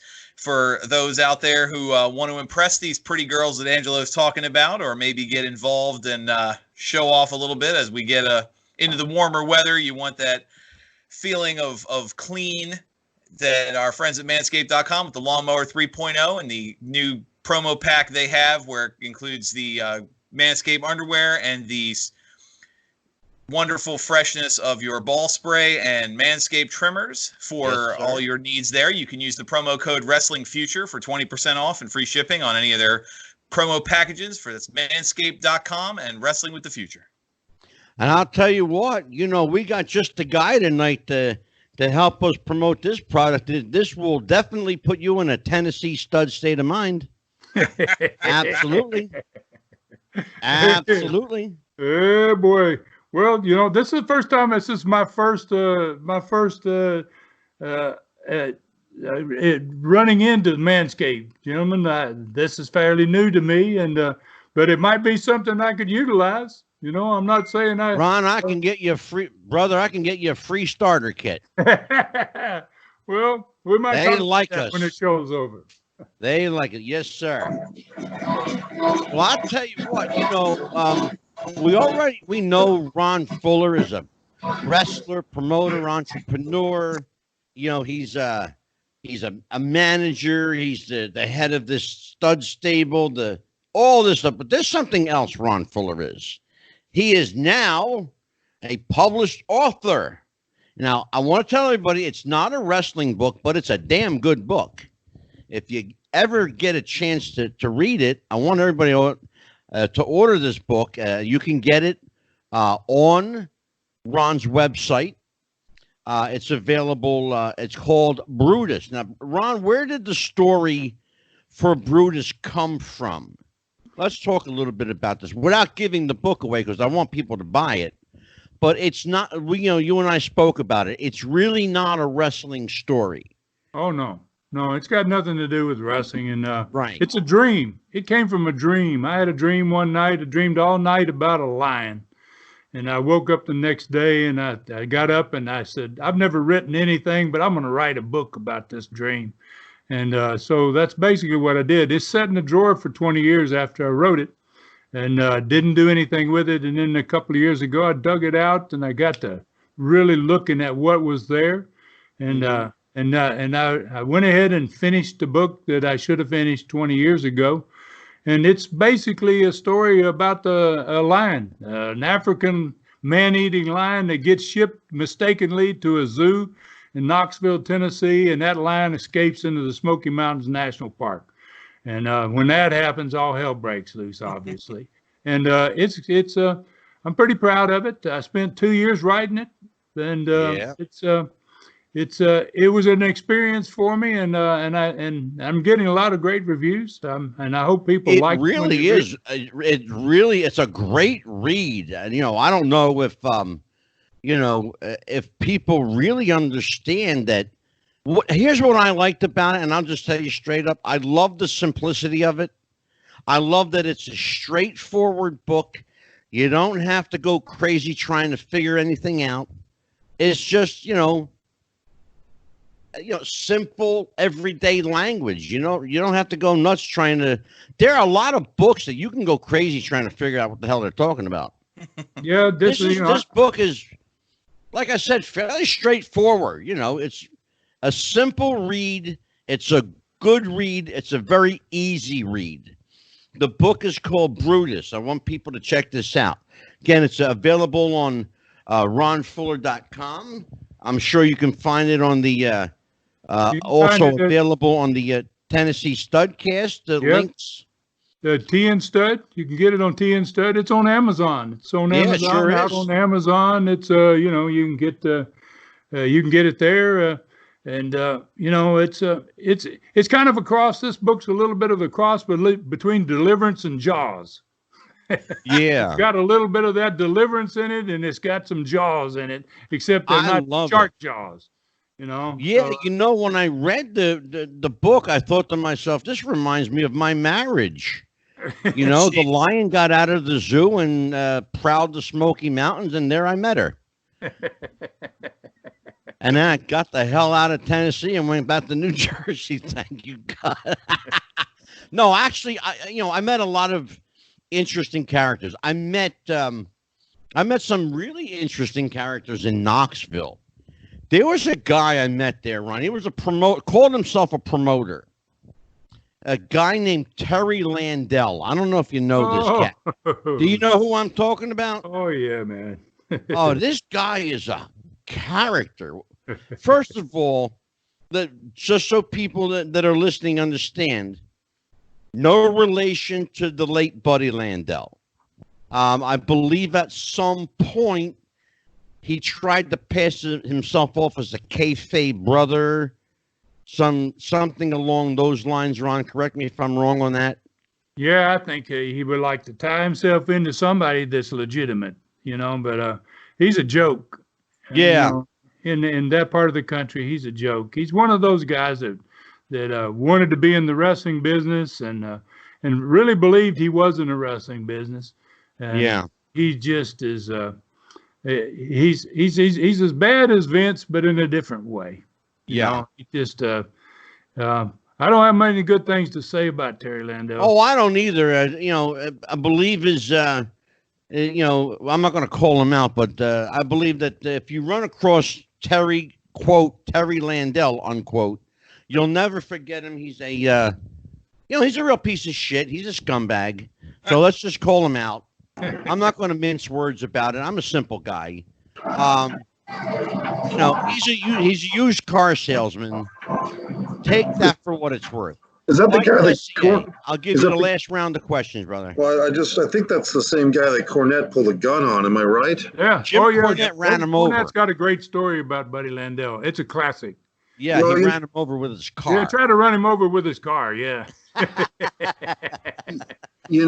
think we gotta let the Tennessee stud get back to his girlfriend. I think she might need a little stud time from I understand still the Tennessee stud there, Ron.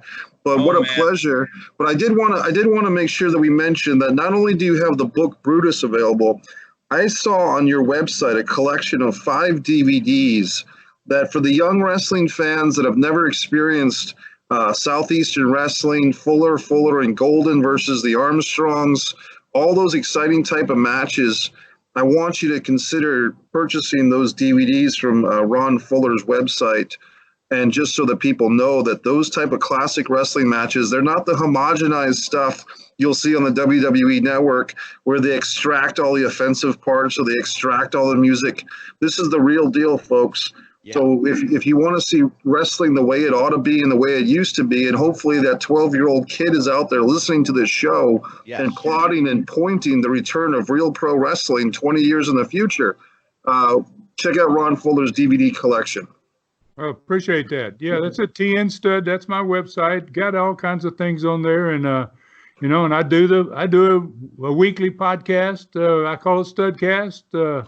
Got a pretty darn good audience. Been on for 3 years. In fact, tomorrow I'm doing the 3rd year's episode, 156, and that's a whole story of my family. Starts with Roy, comes all the way through to my dad, and I'm in 1976, and I'm working my way. It'll be another 7 years before I get through Southeastern and Continental. But I'll tell you, that's beautiful. So tomorrow you're celebrating 3 years on the air. That's it. 3 years. 3 years of Studcast. And tomorrow I'm celebrating 62 years. Oh, walking around this joint. Yeah, 62 tomorrow. Congratulations. Yeah, I told you on the phone. I said you're my birthday present. That's good. I'm glad I am. Well, I'll tell you what. I would love to have you. I do a Super Studcast too. I don't just do the one. I do a 3-hour once a month Super Studcast. Yeah, you know what? Terry Funk, Stan Hansen. I do an Andre, a Ron Wright, Bob Armstrong, the Assassin. It's just a Cornette. I mean, it's just a litany of guys that I know. Oh my God! And we just sit and talk for 3 hours and tell old stories, kind of like we've done here today. And it's Ron, one of the things that we pride ourselves on this show, and I hope you've noticed that we don't talk an awful lot about wrestling. We talk about the human stories, about the people, and that's what we love to do here. We love talking about the people. You're a guy that I would love to have back. I would love to have you back and I know your schedule is like crazy. You got all this stuff going on. Because we planned this. How long ago did we plan this? Probably 6 weeks, at least 6 weeks. I was going to say probably a month and like 2 months ago, maybe. I think it was actually early. It was about 2.5 months. If we ask Ron now, we might be good to go for like October. Yeah, I'd be glad to come back, guys.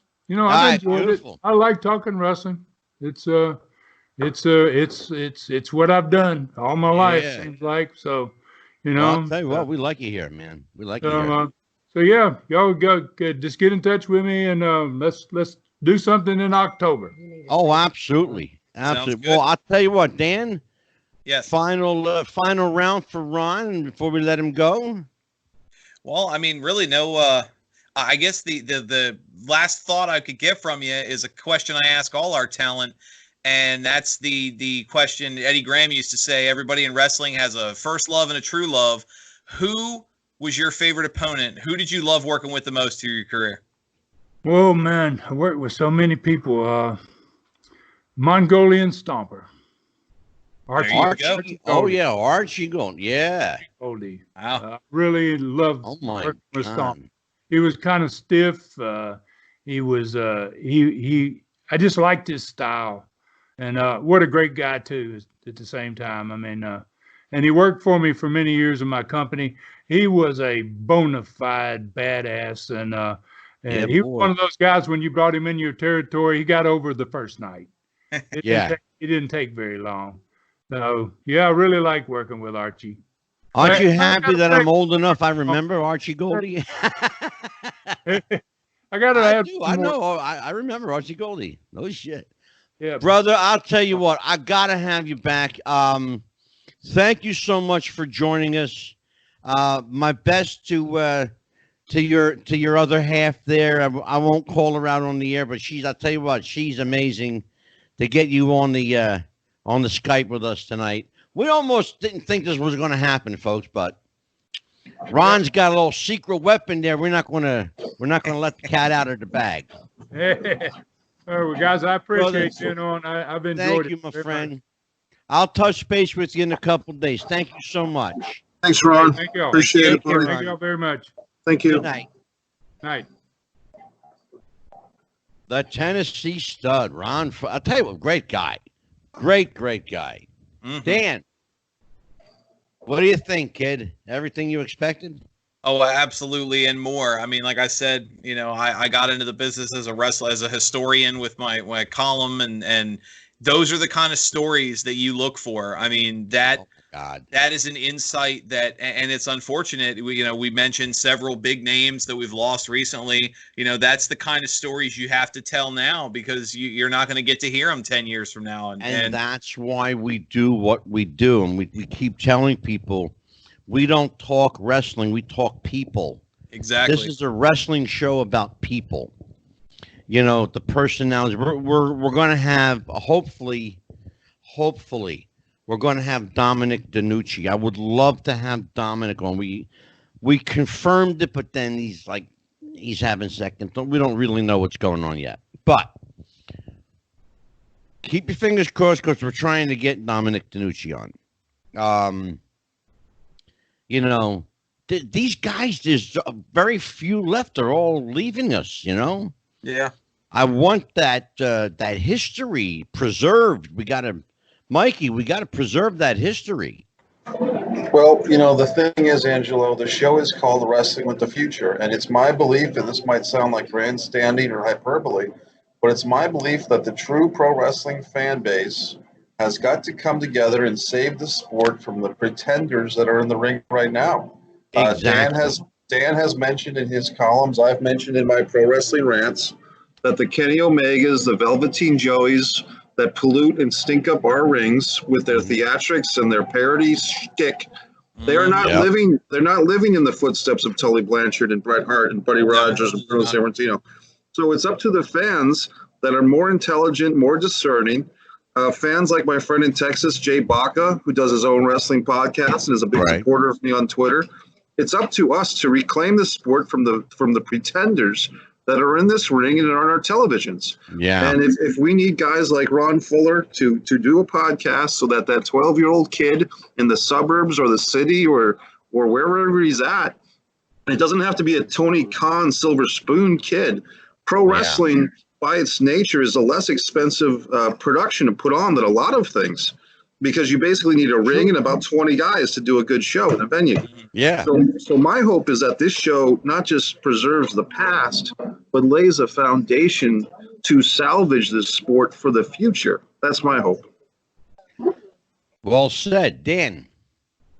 Yeah, I mean, you can't argue with that. I know it sounds campy, but in order to wrestle with the future, you have to embrace the past, and it's that mentality. And the more you reach the audience, and you see that with your Jim Cornettes and your Eric Bischoffs and a lot of these, you know, excuse me, the Stud Cast and all these, you know, the narrative of the past, because like Mikey said, I mean, a lot of people don't realize the financial peak of wrestling was pre-WrestleMania.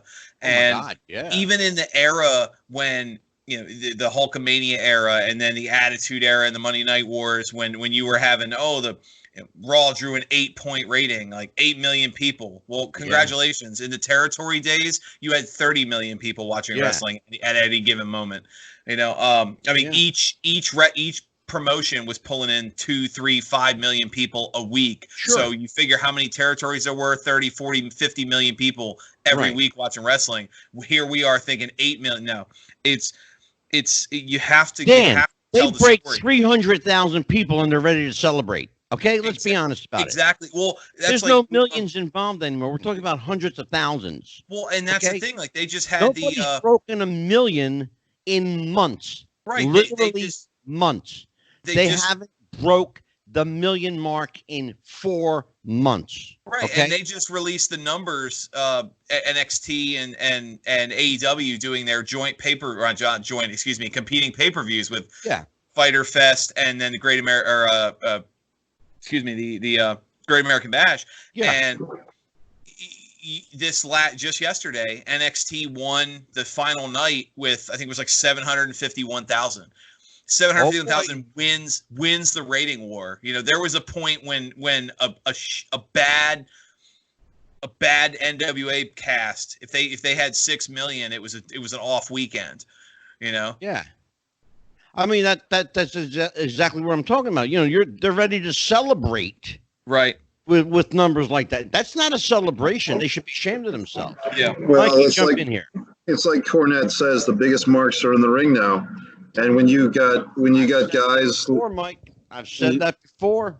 Right, when you got guys like the New Day guy, the shortest one, who is he's in the dressing room watching Batista wrestle at WrestleMania, and he's flexing and posing to Batista's theme song.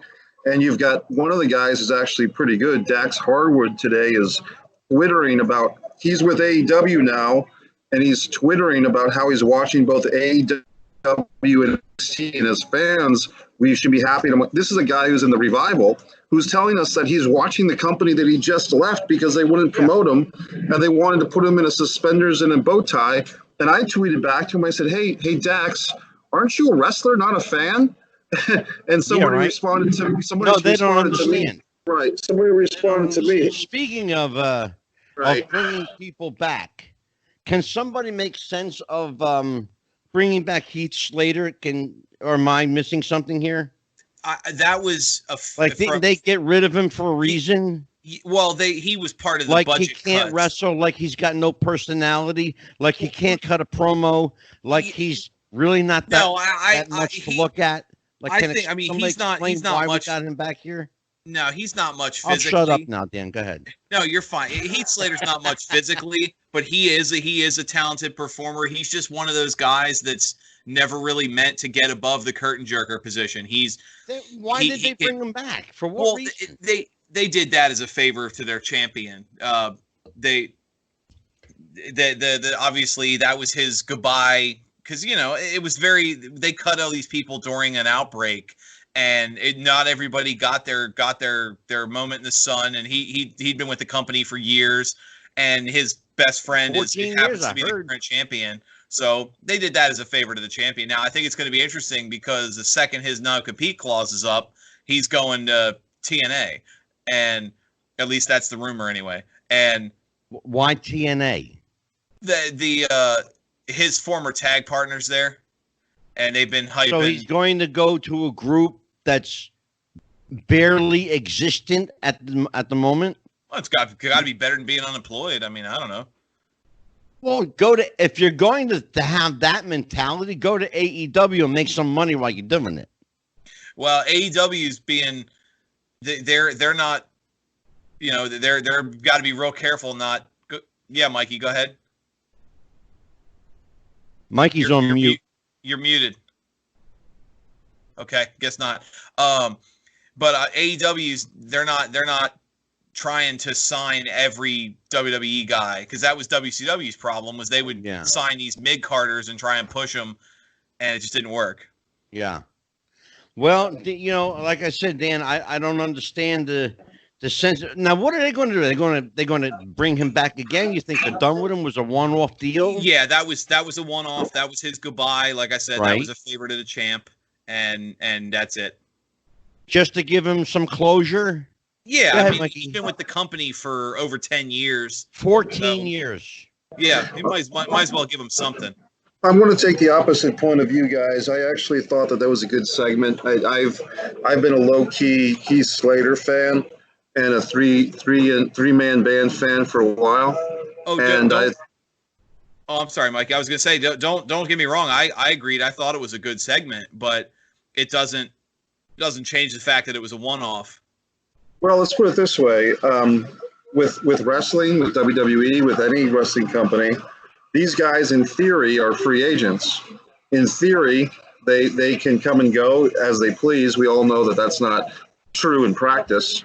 Mm-hmm. But what I thought was kind of a waste was that they didn't get a better match out of it. They didn't get any meat off the bone. For instance, Randy Orton and Christian could have had some meat on the bone. Well, Why not? let's not hold on, Mikey. I gotta stop you there.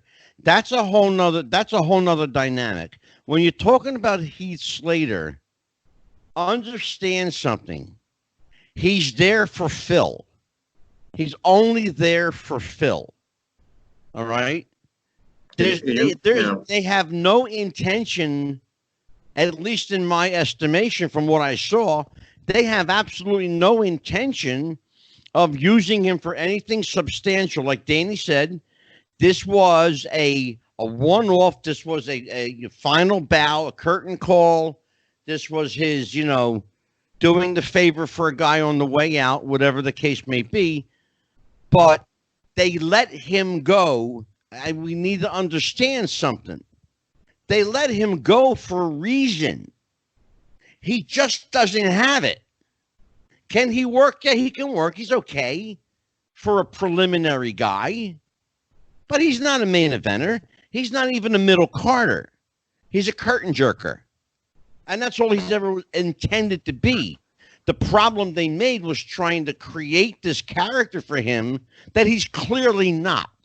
He's a young, good-looking Southern guy, very Southern, very much, the accent, the attitude. He's this guy from the South, man. And that's why Vince won't ever push him, because he is Southern. And if they were smart, they could have used that to push him. Yeah, but they're not smart. Right. I'll give you case in point time after time. We've seen it.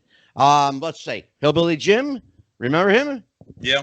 Uncle Elmer. Remember him? Okay. I can go on. Look, Pretty Joe Floyd or whatever. What was his name, Dan? Pretty Joe Floyd, right? Freddie Joe Floyd, Tracy Smothers. Freddie Joe Floyd. Yeah, Freddie there Joe you go. Floyd. There you go. I guess the point I'm trying to make is, I know Vince doesn't like Southern guys, but he's a smart businessman. He knows how to make money. Well, he used to. I'm going to clarify something, folks. He used to be a smart businessman, and he used to know how to make money. He's bleeding money out the pockets right now, okay? Dan, tell me if I'm in the ballpark here. I mean, they could do something with guys like that, but they choose not to. Why? Yeah, outside of Texas, they don't push Southern talent, and that's a deep-seated problem. Now, you see in NXT, there are some Southern stars that have come up, but then again, NXT is the continuously the best program WWE has, and also the only one Vince McMahon has nothing to do with. Yeah, and by the way, NXT is based in the South. Florida, you don't get any more Southern than Florida. It's even further like south literally than me. the most Southern place in America. It's an hour and a half south of me. I guess my thought, guys, continues to be, everybody, myself included, we blame Vince McMahon Jr. for everything that's wrong with WWE creatively. It's his company. I guess my question. I hear you, but my question is: does the guy have early onset Alzheimer's? Does the guy have early onset? I don't know if clinically he has onset Alzheimer's. I could tell you he's out of his fucking mind. Well, I'm trying to give him the thought that maybe glean from that what you will. Glean from that what you will. He looks like a deer in the headlights. Okay. My when point he never is, did. Does Vince McMahon, who is I don't know if he's in his mid 70s, late 70s, but he's 75. Okay, so the point is this: I'm not trying to pick on anyone who's a senior citizen at all, but we all get older and we all have problems with aging to different levels. And my feeling, it's no offense to Vince or anyone else who's older, it's that Vince is getting older and he's having problems with his mind.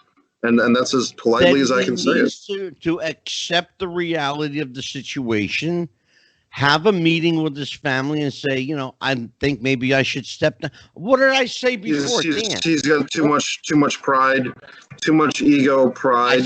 I think Dan and I had this conversation. I don't know if you were on the show that night, Mike, but Dan and I had this conversation.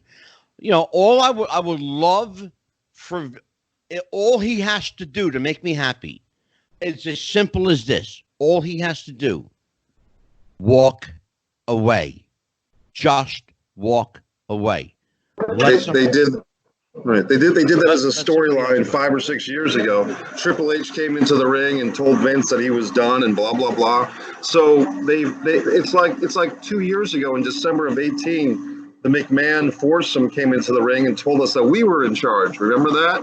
And nothing changed. So yeah, we're gonna listen to that. Not only did nothing change, but the product got worse. Well, understand the difference between a work angle and a real angle. Okay?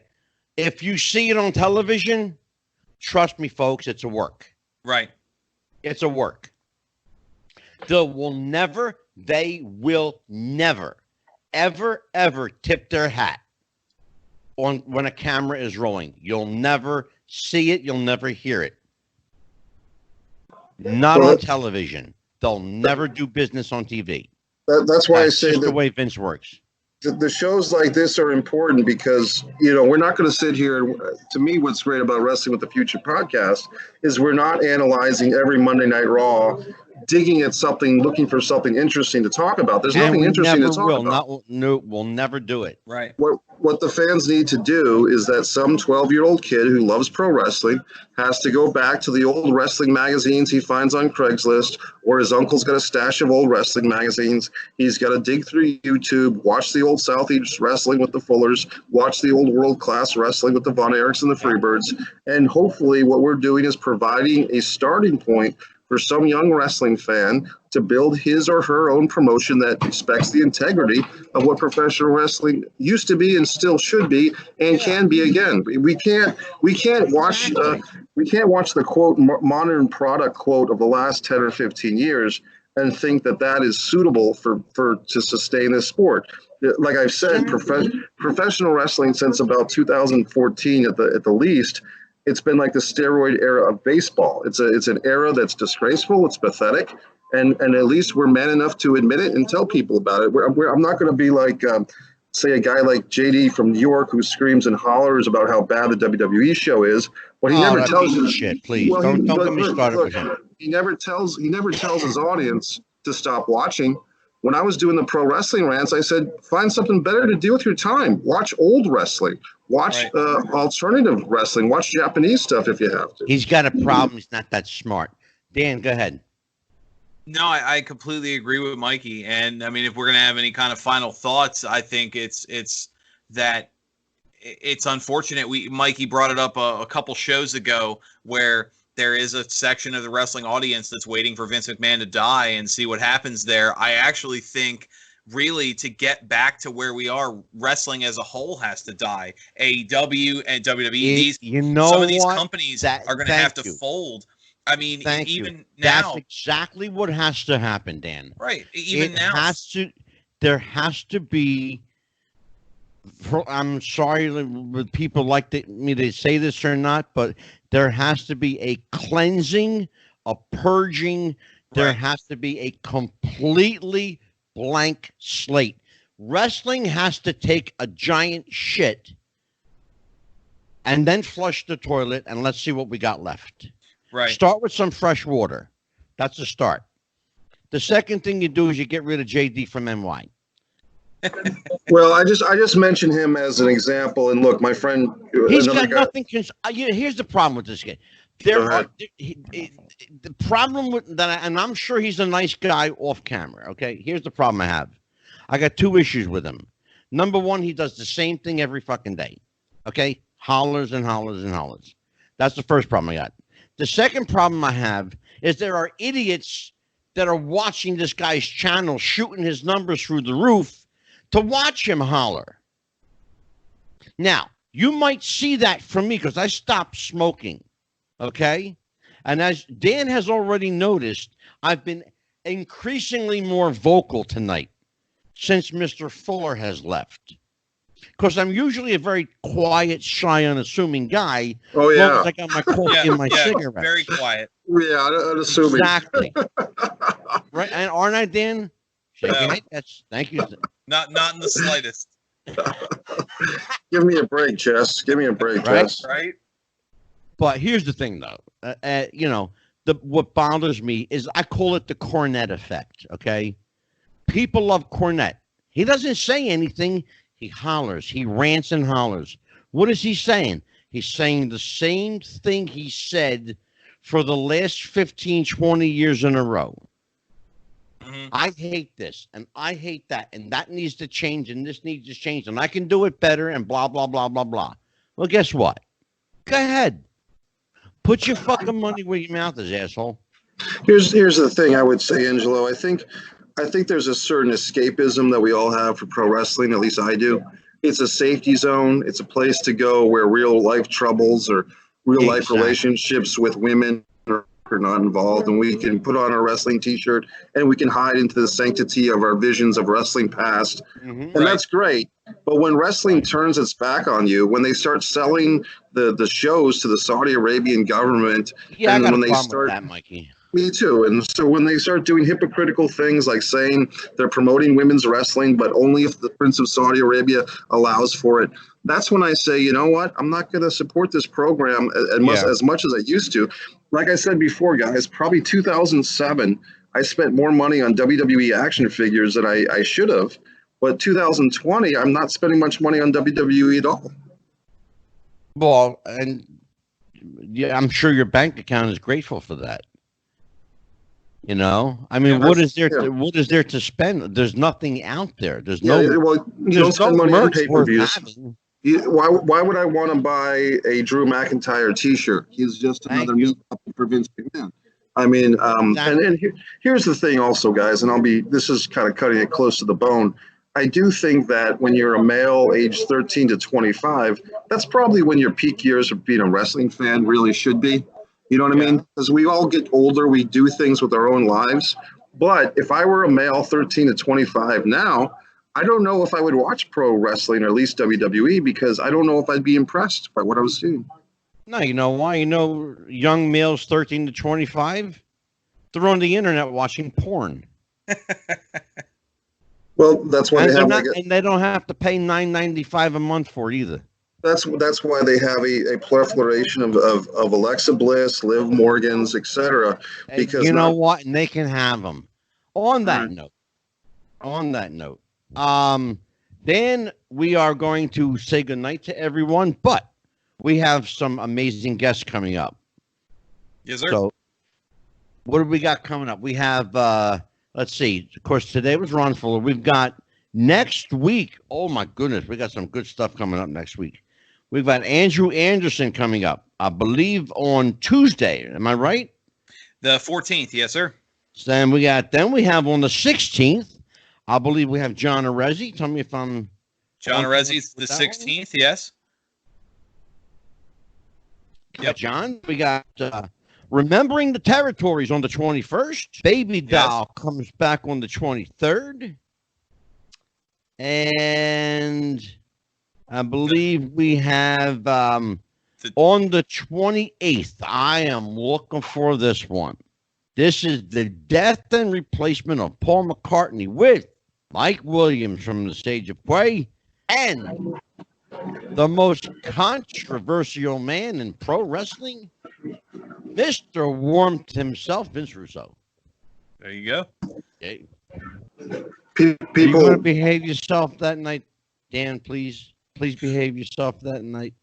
Oh, I will. I'm actually off that broadcast. Mike. I thought you wanted to. Oh, okay. I would love the chance, but the 28th happens to fall on my birthday, so I'm going to use my birthday. Right. Okay. I'm going to enjoy my birthday to avoid being. You. Yeah, I don't. You know my opinion. I maybe I'm not the best co-host if you're going to have Vince Russo on the show. Well, I'm sure Mikey will do an admirable job of taking your place that night, right? Well, it'll be fun, and Vince Russo and I have a bond. I was on the Vince Russo show 2.5 years ago, which actually got my profile much higher in the wrestling community, and I dare say that because of the exposure from the Vince Russo show, that's how Angelo got to know who I was, and that's why we're all here together tonight.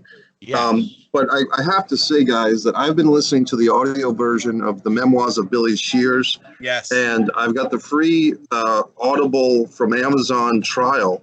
This book is a marathon. It's very intricate. Yes, it is. Very much so. It's at least 25 hours. It's a very complex book. And if people believe or they don't believe, you have to give credit to whoever wrote it, ghost wrote it, if Paul McCartney, who we know is Paul McCartney, if it's pure fiction, if it's partially fiction. This thing is intricate. This thing is well designed. I will tell you that's where I'm torn, because you know how much I love that the Paul McCartney conspiracy, and I would have loved to have been part of that show, but obviously with my birthday I'm booked. But I do want to throw the following show on the 4th. I'll be hosting, and we're going to have Ray Savino, who's a friend of the shows, and a couple of the cast. Yep. We might have a call-in or two from the cast of Ghost Hunters on A&E, and we're going to do a show discussing paranormal investigations, which, if I'm correct, Angelo, is the first time in the show's history we're going to have back-to-back non-wrestling shows. So absolutely, and we're going to be doing a lot more of them, and I would love to be on that episode. It should be fun, and Mikey, I'm gonna go have you do your stuff. But for those out there, obviously, Wrestling with the Future, we're on Facebook, we're on Twitter at Wrestling Future, no G. We also have the closed Facebook group, Wrestling with the Future Podcast. We're on YouTube, and I believe now you said, Angelo, we have an Instagram, Wrestling with the Future Instagram at Wrestling with the Future. And we continue to expand the brand. We're over 130 stations now on podcast, including 4 international. Yep. So we continue to expand the brand, and like Mikey said, we got to raise that profile, and we continue to do so. Oh, so absolutely, every day, every week, look forward to the future. Absolutely, and we also have a very, very special going on. 3 large T-shirts for $20. Look at the shirt. Check this out. You're right. Oh, this shirt. Look at that shirt. It's a nice shirt. Nice. That's a sweet looking shirt. Hey, for everyone that's listening, you can buy those 3 shirts as a birthday gift to Angelo, because his birthday is July 10th, which was also the Great American Bash, Lex Luger versus Ric Flair in Baltimore, that a young Mike Messier attended as an infant. And Barry Windham versus Dusty Rhodes. So Angelo, did you watch that pay-per-view on your birthday back in 1988 when you were 5 or 6 years old? When I was 5 or 6 years old? God bless you. No, I watched it live. I was there. Well, I was in the attendance for that too, so we were both at the same place at the same time, buddy. Yeah, but I was behind the curtain when you were out in the audience. That's true. You probably paid to get in. I didn't have to. Oh, gee whiz. Angela snuck in the back. Well, you'll have to tell that story. You'll have to tell that story on a future episode, because I'm doing a series of Great American Bash memories that started with the Sting Flair one. But as we get to the midnight hour tonight, it is the anniversary of Flair and Luger. And then the July 23rd is the anniversary of Flair versus Funk, 89 Bash. Well, we can discuss it at that time. But right now, we got to say goodnight to everybody, because we're already pushing 2 hours and 10 minutes.